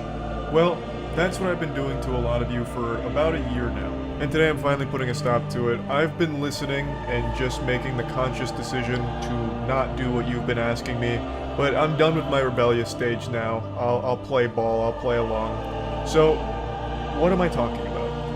I'm sure you've noticed, over the last year or so, I've slowly built up this room until it's resembled this fucking 16 chapel I'm in right now, and a lot of people have been asking me to, like, do a little room tour because they thought it was cool as I was slowly adding things in here like it was a goddamn Sims character's room. And I just kept saying, oh yeah, I'll eventually do that once I get this or that. Oh, I'll do it, you know, in like a week or two once I find the Tesseract or the Allspark and put it in here in a display case and this and that. Just always making up excuses and pushing it further down the line. And one of the biggest complaints that came from this is when I originally had the Godslap poster behind me, the previous one before this new one, it eventually slipped out of the frame and was like hanging down, and it was really mismatched and uneven for like 2 months. And people blew a gasket. They were having a conniption, begging me to fix it, but all I kept saying is, oh, I don't need to fix it, I'm getting a new frame soon. And that went on for months. I was leading you on like your crush who wasn't reciprocating your feelings but was still just pretending to, knowing full well that the frame wasn't in production or anything until very recently. The point is, a lot of people have been asking me to show off this room that I've been building for quite some time, and today I'm finally going to do that. I mean, shit, the whole point in me switching rooms in the first place was because this one's a little bit bigger so I had more space to play with, and I've just been really slow to do that. I'll also go ahead and quickly answer the question people also ask of what did I do with the other room. I just mainly use it for storage now. So when you first step foot in my dojo, my domain, you'll see this Godslap frame on the floor because I haven't decided where I want to hang it. I have been framing more shit than a supervillain in an old 90s noir cartoon. I have become obsessed with framing things I like, and of course I love Godslap. It's our comic series, issue 3 just dropped. Here's a little shameless plug for that. So that's the first thing you'll see when you come in. Then you walk past my dog tent here, which has a motion-activated booby trap, which is a talking toy that just spouts the scariest shit in the middle of the night, saying things like, I found you, I see you, and the one you just heard, oh no, that kind of shit. It's literally like a jump scare device, but not for my dogs, just for me in the middle of the night. So that's where Kata usually sleeps, and she gets to sleep right next to this beautiful collection of Yu-Gi-Oh cards. Everything is first edition. I even bought a display case to show off even more cards and make it look absolutely beautiful, just drop dead gorgeous. So the framed cards behind it were complete sets like Legend of Blue Eyes First Edition. Here's all the collector's rares, OST packs, Turbo Pack, Astral Pack. Those with a keen eye will also notice the original tournament pack cards there, the Mechanical Chaser, Needleworm, Morphing Jar. Then there's the 1998 Bandai set of Yu-Gi-Oh cards, including that original Mirror Force. There's my Dual Night Championship trophy that I won in a tournament with Team Samurai, where I absolutely popped the fuck off and slapped everyone around. And then just more beautiful cards that I really like, so a lot of Dark Magicians, a lot of Blue Eyes. Here's some boxes that I opened, including a Legend of Blue Eyes First Edition box, and those binders there contain every single Yu-Gi-Oh card ever printed in Ultra Rare and above. Now before showing you more of this holy sanctuary, I would like to take a quick break to talk about today's video sponsor, Rocket Money. Big thanks to Rocket Money for sponsoring today's video. I imagine most of you don't even realize how many subscriptions you have right now, since everything in the world has a subscription service, and that was the case for me as well, and that's where Rocket Money comes in. Rocket Money is an all-in-one platform that allows you to save more and spend less. Their finance app allows you to manage your subscriptions, lower your bills, set custom budgets, and also grow your savings all in one place. I'm using Rocket Money to help manage my subscriptions since there's so many that are out there now. Sometimes I lose track on which ones I'm still actively paying for things that I don't use, and Rocket Money has helped me identify those and cancel those subscriptions. So if you're interested in Rocket Money, you can go to rocketmoney.com/moist or click the link in the description below to get started for free or unlock additional features when signing up for premium. That's rocketmoney.com/moist to get started for free. Here's some shelves that I've filled with items that are important to me. So there you can see the Mummy Collector DVD set, which is Mummy 1 and 2 right there, my two favorite movies. Then, of course, I have the Streamer Awards Variety Streamer of the Year winner trophy. These are anime that I absolutely loved growing up or currently do love. And then here's all of my favorite albums from when I was young. So you're gonna, Hybrid Theory is my favorite album of all time, but you're gonna see some fucking bangers in here. So you got Deftones, White Pony, fucking 1000 Foot Crutch, Tool, Cybreed, Soilwork, like it's all the bangers. Boner Jams on top of Boner Jams. And then these are my favorite cartoons growing up, so like Courage the Cowardly Dog, Avatar, Invader Zim, all of that. Just a lot of good nostalgic things that I'd like to fill this shelf with. Right next to that I have this frame filled with every Starlight rare for Yu-Gi-Oh! Ever printed. Underneath that is every Ghost rare from Yu-Gi-Oh! Ever printed, including the Error Ghost rares like the Rainbow Dragon. And then underneath that I have the entire Gold Star Pokemon set, and of course a Shining Charizard, which I didn't want graded, but the only one available was a graded one. I think grading cards is a fucking scam. That's my hot take for this video. I think that shit is worthless, unless you're trying to like buy and sell the cards, but with anything aside from that, don't even bother fucking grading them. But yeah, here's all my Gold Star Pokemon cards I've collected over the years. And then here's full sets. So here's the entire Team Rocket set. Most of these I pulled myself from first edition boxes a couple years ago. Next to that we have probably my favorite set. This is all first edition Neo Genesis cards. A lot of these I pulled myself as well. Here's all first edition Jungle cards. I got a fucking 1000 Snorlaxes there, all first ed. All holos, of course. So the main goal with my Pokemon collecting was I wanted to get every single card that's ever been printed in first edition, which is only the first 11 sets when Wizards of the Coast had it, and then they eventually stopped doing first eds. But I just love first edition cards in general, so I wanted to collect all of those, and then I eventually added the Gold Star to that list that I wanted to finish the collection of because I already collected a few of those from when I was younger. So that's kind of the gist of my Pokemon collection. These are all of those first edition sets fully completed, so there you can see like the Shining Gyarados and everything like that. Next to that you can see the Shining Mewtwo, Shining Tyranitar, Shining Raichu. All wonderful cards, a great set, and then next to that is just some miscellaneous cards from when I was a kid, so like the Ancient Mew, and some other sentimental priceless treasure that I collected from when I was a young boy.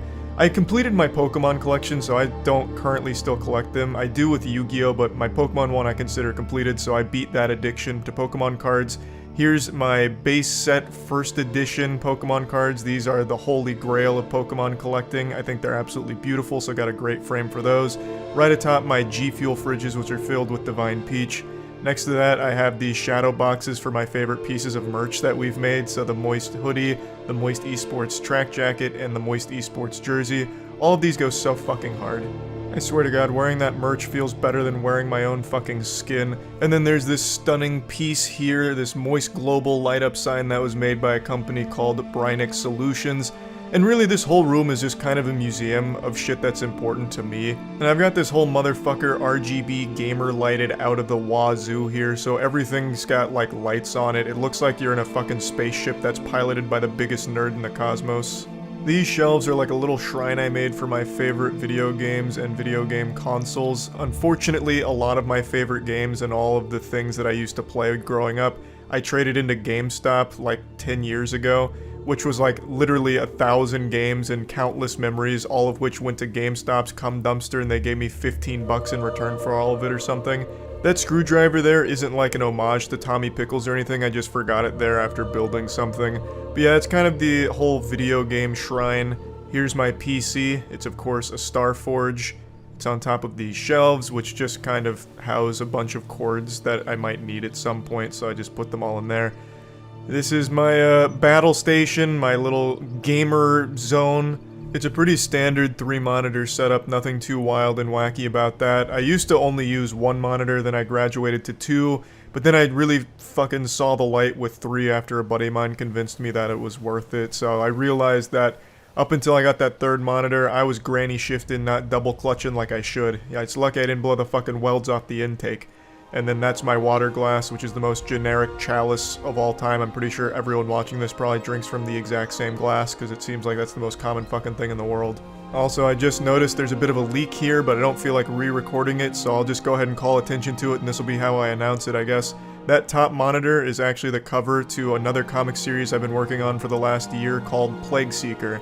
So that'll be coming out later this year. And now we get to the stuff you see behind me in every video. So these are the YouTube play buttons, as well as that slippery when wet sign that my dad made, which I think was absolutely adorable.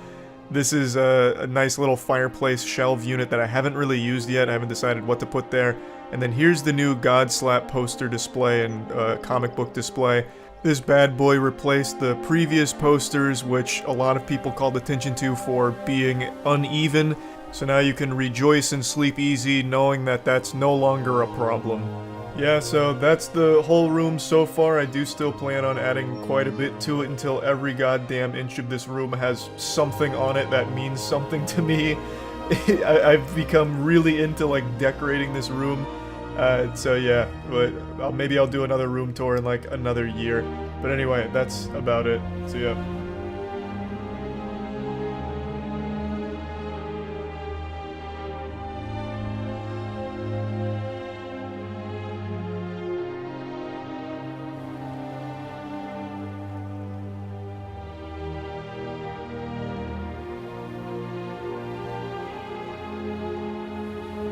Watch man on Flocka running through car. Most people on Flocka are naked. I probably can't watch that man. His cock and balls will probably be flowing around. Boo! It can't even cut a brick? Damn, Tony. There is some edge deflection here. And I fucking hate it. It's raw. Not too much. Just pathetic. God, these guys are embarrassing blacksmiths. There's a lot of... Oh, that's looking like a really good swing. Oh, and what a pathetic blade.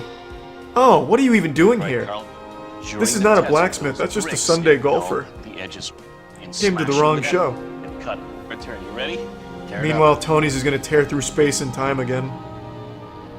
This man's about to disappear into the future. What the fuck, Tony? What, you... Is this some type of fucking prank, Tony? Is this a joke to you? Are you even taking this seriously, Tony? I was really concerned with the Tournament of Champions and $50,000. Yeah, I guess his blade was just designed to cut through brick and nothing else. Probably couldn't go through butter. It's actually a really nice blade with 10 hours left on the clock. Jeez, is that a pirate's blade? I'm happy is that for with Blackbeard? the fact that I got the sword done for the challenge.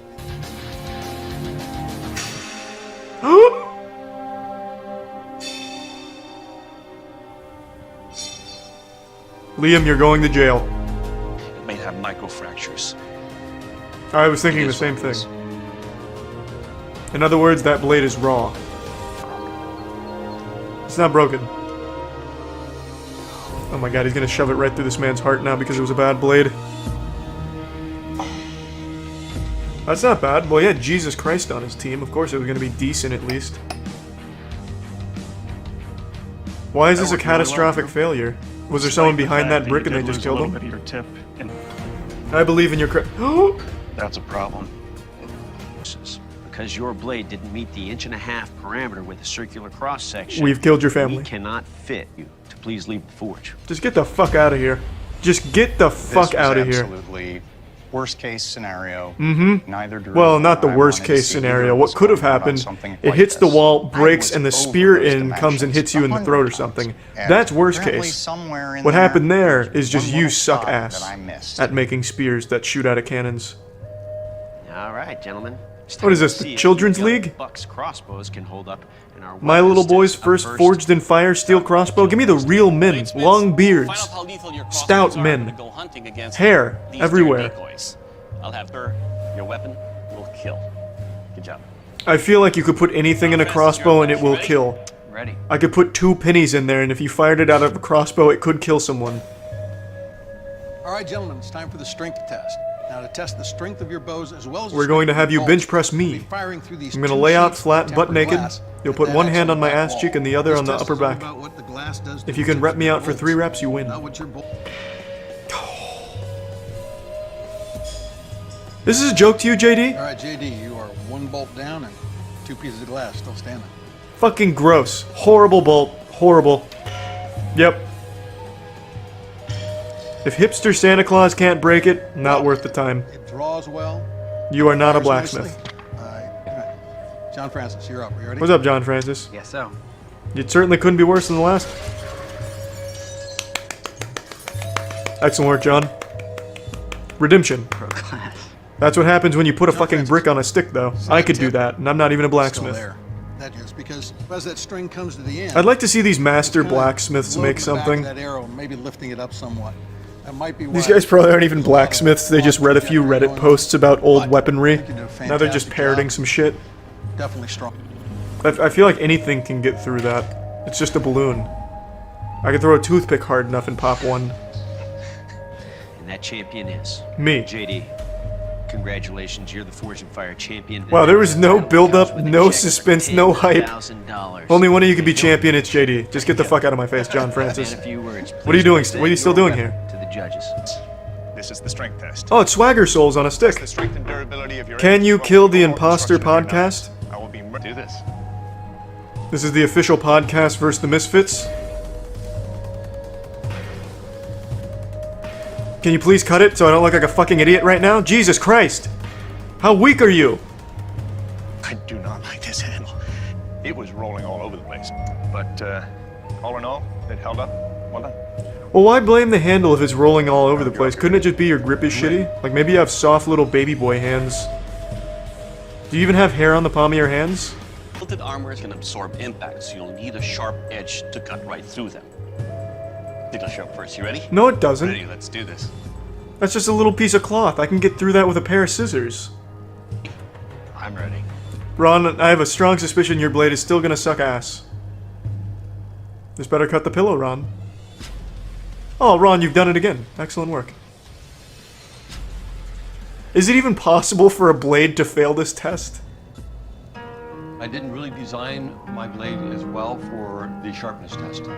I put everything into even the back half, heavier. What did you make a blade for? This is the moment of truth. I didn't really make my knife to cut anything. I made it more for... It's more an artisanal piece, really. A conversation starter for the mantle over the fireplace. It's not meant to be used. Well, Howard, we have some issues over here. This is an unsharpened edge. Yeah, it's plastic. Mm-hmm. It's not even real metal. That's aluminum. Howard, please surrender your God, a fucking butter knife could have gone through the pillow. What have you done, Howard? A blade that doesn't cut is just a club. Another layer lower.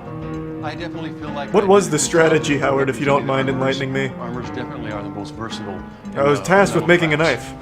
So instead I made this small vase. Nicholas and Ryan. Also, who would ever wear that kind of armor? That's like something you'd see for a YouTube stunt video where they cover themselves in pillows and blankets to brace for a fall. I don't think anyone would wear that armor.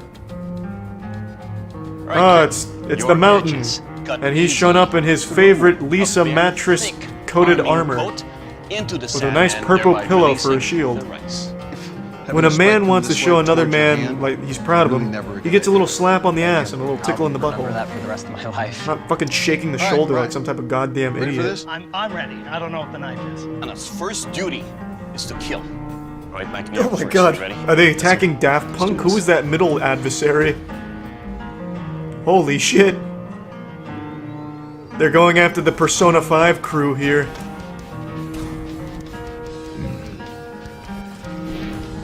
Whoa. Yeah, I'm getting hard too, just looking at this. He's not dead yet. Finish him off.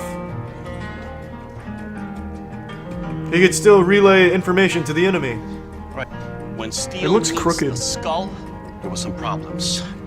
Your blade took a serious bend. Oh, yeah. Also, see, I have the on trained edge eye right of a here, blacksmith. You took some chipping. I didn't even need to look at it. But I could overall, literally just hear the sound of it dummy, hitting the skull and I knew it bent. Take your weapon.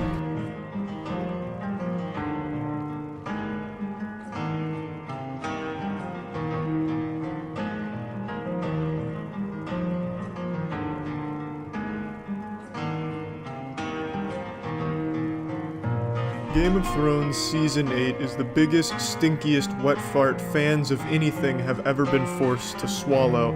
Everything about the season was just a literal shit on an incredible series built upon good writing, world building, character development. It took all of those elements and they wiped their ass with it. D&D, the writers, obviously had a clear vision of what the characters should end up as, and that was clearly guided by George. I think what George wanted was the plot points they hit on here, but the season was so rushed, so ham-fisted, so rim-jobbed that everything was disjointed, unearned, with no proper development leading it there, which is why most people hate Season 8. Apparently HBO offered them 10 episodes to wrap up the narrative, but they declined, saying they only needed 6 to finish the story. And I can't imagine what kind of big dick play that was supposed to be, because they're not talented. This isn't like the James Bond shit. James, you have 10 minutes to kill the Archbishop and all of his henchmen. I only need 10 seconds, and then he executes it flawlessly. That was never gonna happen with D&D, because they've never executed anything flawlessly. One of these fucking goobers wrote X-Men Origins Wolverine, for God's sakes, so we're obviously not dealing with competent, talented people. And yet for some reason these borderline illiterate writers thought they could finish one of the most finely crafted stories in 6 episodes. It's just ridiculous. Now, Season 8 just wrapped up minutes ago. The finale was admittedly cute, and that's entirely based on the goodwill the characters built up over the seasons when the show was good. It was refreshing to see some of the characters we've liked since the beginning have a happily ever after. That was very cute, very wholesome and heartwarming, and there were some very cute moments in it. But narratively, the finale was absolutely fucking atrocious and nonsensical to an insulting degree. Spoiler time, Bran becomes the King of the Kingdoms. Bran, the guy who like 3 episodes ago said he would make a shitty king of Winterfell because he only lives in the past and has no human emotions, is all of a sudden wanting the throne and saying the entire reason for his existence is the throne. And then everyone agrees in a 3-minute council meeting saying, yeah, Bran, the guy that fucking rolls his eyes into the back of his head 4 times a day, says 1 sentence every 10 years, is a perfect fit for a king. This guy who fucking sits in his chair acting like he gets electrocuted half the day is the perfect fit to rule all of the kingdoms here. It makes no sense, and even half the characters don't even know who Bran is, and yet they're voting for him to rule. It's just silly, and the most important decision takes place almost as an afterthought, like, hey, we've got Tyrion as a prisoner, do you guys want to choose a king? Yeah, we probably should, let's choose a king. How about Bran? Sounds good to me. Who's Bran? Fuck it, I'm in. And then also, it makes no sense, because after Jon kills Daenerys, why the fuck would the Unsullied keep him as a prisoner? Why wouldn't they just kill him? I don't understand why they would take him as a prisoner. He would just be dead immediately. Grey Worm should have killed him himself. That would have been totally in line for his character. There's be no reason to even have him as a prisoner. The only reason that happened is plot armor, and they knew they couldn't just kill Jon Snow in the finale. It's just bad. Every way you spin it narratively, the finale is bad. But there's some good shots, as there always is in Game of Thrones. The music in this entire series never, ever fell below perfection. I've always loved the music, and they still nail it. But narratively, it's just a complete shit. A literal hemorrhoid butthole shit. It's bad. I really don't think you could think of a worse ending narratively for this show. It would have been better if they had a fucking Avengers Endgame style finale where Jon is approaching the stairs where Daenerys is, and then all of a sudden a portal opens up behind him and it's Ned Stark riding on horseback, 2 swords in hand, slaying the Unsullied on his way to Daenerys. Then all of a sudden from the sky it's the Pegasus. All of a sudden the angels are now fighting Daenerys. Literally anything would be better narratively. That would make more sense than how this show wraps up in canon. Fucking Tumblr furry fanfiction would have been a better ending if all the characters just shed their human reptilian skin and then all of a sudden their personas are there having a giant orgy. That would have been narratively better than what we got. If during the meeting to choose Bran as the king, a puff of smoke appears and then all of a sudden it's Chris Angel there, and then the Mind Freak intro plays and everyone starts bowing down to him and they choose him as king, that would have been a better king than Bran. Literally anything could have been a better narrative conclusion than what we got. Now again, I want to say the plot points that they hit on, except for Bran being king, because that had never been explored, so I can't really see where George was going with it, but everything with Daenerys going mad, even Jaime Lannister's arc, all of it, I can see that being narratively well thought out in George's mind. I can see how the characters could develop to that point, and it could be really rewarding to have seen that develop on screen and then end the way it did, and hit these plot points, but hitting them the right way instead of just being so abrasive and out of nowhere because they didn't have that development. They didn't put the time or the effort into it. Bran being king, I can't wrap my dick around it all. That makes absolutely no sense to me. You're choosing a guy who says himself he's a shit king because he lives in the past. You're choosing a guy who himself says he is not even a human. Why would you want someone with no morality, no judgment, no care for humans to rule you? Yes, I get the argument of he can see past and present mistakes and shit like that, so he'll know what not to do. But Bran doesn't care. Bran himself says he cares nothing about what goes on in his corporeal world that he resides in. He's like 10 planes of existence above us. He's up there with Alex Jones' level of galaxy brain garbage. And he talks in one sentence an episode. Even in this finale where he becomes king, I think he probably said 6, maybe 7 sentences total. And they're just useless garbage sentences where he's acting like a pseudo-intellectual Redditor. Oh, you're exactly where you needed to be, Jon. And then that's it. Like, it's fucking underwhelming, and he's a shit character, so I don't see how George was ever going to steer him in a direction to be important enough where people would feel satisfied and have it be sensical that he is the king. Because I don't think at all it makes any sense for this universe. I think that leads to nothing but more chaos down the line, because he's a guy who doesn't care. He's a guy who's not even invested in the species that he's part of. So he's going to fall victim to all kinds of bad decisions, because he doesn't have any humanity in him. It makes no sense. I don't get that at all. I'm sure George had this idea of stretching him out, maybe discovering humanity, or maybe learning to care and then using his power to improve the world that he's seeing. I don't know. I'm not going to pretend that I can infiltrate George's mind and see the fucking strings that hold the universe together through his eyes or anything. All I know is Bran in this show should not have been king under any circumstances, as in quite literally is the worst pick for the king. Fucking Ed Sheeran from season 7 would have been a better pick for king. I mean, there's literally anyone else I think could have been better than Bran. All of them bad, Bran being the absolute possible worst pick for the position. Nothing in the story leads me to believe that that would be something that could actually happen in that universe. And I understand it's a show, it's just there for entertainment, and again, the episode was cute. I can't deny that, because I was attached to some of the characters. I like the characters and I like seeing the happy ending, but I don't think that happy ending was deserved, earned, or anything built up to it that made sense. It was all on the back of goodwill from when the show was actually meaningful and actually well delivered. One episode of Kitchen Nightmares does character and narrative development better than the entirety of Season 8 of Game of Thrones.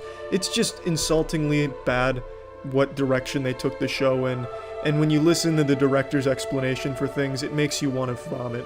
Like them saying, you know, Daenerys forgot about the Iron Fleet, which makes absolutely no sense. When Jon didn't pet the dog when he was leaving, their explanation was the dog was CGI and we just didn't want to spend the money or time making that happen. I'm glad they did for the finale. I'm glad they could, you know, really get in there and take that big risk and really allocate those huge amount of resources to make a 4-second scene happen. I'm glad the Heroes D&D at least did that much. Fucking heroes, the gods they are of writing. It's just bad, and I can't vent enough about Season 8. I still think the legacy of the show is a strong one, but man, has it been completely fucking tarnished in a certain sense. If you haven't seen the show, I'd recommend watching Seasons 1 through 4 and pretending that it ended there, and you may never get a conclusion unless they do like a Game of Thrones Brotherhood, Full Metal Alchemist style, and just redo from 4 onwards, taking it in the direction George wanted, because George had a vision. The vision was really well done for the most part until he stopped the books. So if he ever continues them and there's more Game of Thrones, hopefully it'll be better. But, you know, fuck. It's bad. It's shit season. Sorry, Game of Thrones fans. See ya.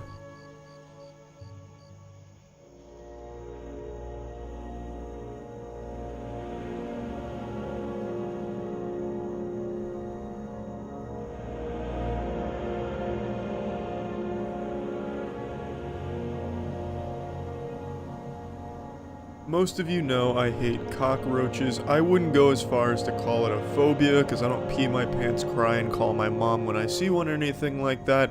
But when I do encounter one, I get a bit icky feeling, you know, it feels a bit yucky in the atmosphere around me, like something has truly gone awry in the Force to allow this cockroach to exist and be near me at that moment. Cockroaches are fucking disgusting. I think human beings are hardwired, programmed to hate cockroaches, something embedded deep within our DNA, from when we were primitive little fish in the sea to where we are now jerking off to hentai. Humans have probably always hated cockroaches. The reason I'm bringing up this ancient menace is because during a recent stream, one crawled on my leg and I slapped it off and freaked out. And most people view this as cowardice and me being a big old pussy.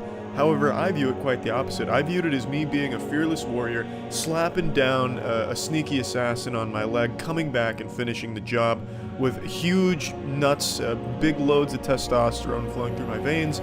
However, most people don't see it that way because they're misinterpreting my battle cry as more of like a whimpering scream of a baby bitch. And I don't view it that way, so I wanted to play the clip for all of you so you can be the judge of yourself whether or not I am a pussy. I don't think so. I think I handle cockroaches the way most sensible people do, and I'm pretty proud of the work I did on that cockroach during the stream. It's twitch.tv/moistcritical if you want to see me fight more cockroaches. But anyway, here it is. Could look like. This is her Colorado cases. Okay, listen. Marijuana in the pipe bowl, small red hot tin containing used syringe, 3 Ziploc baggies with white the sister. Baby Lisa.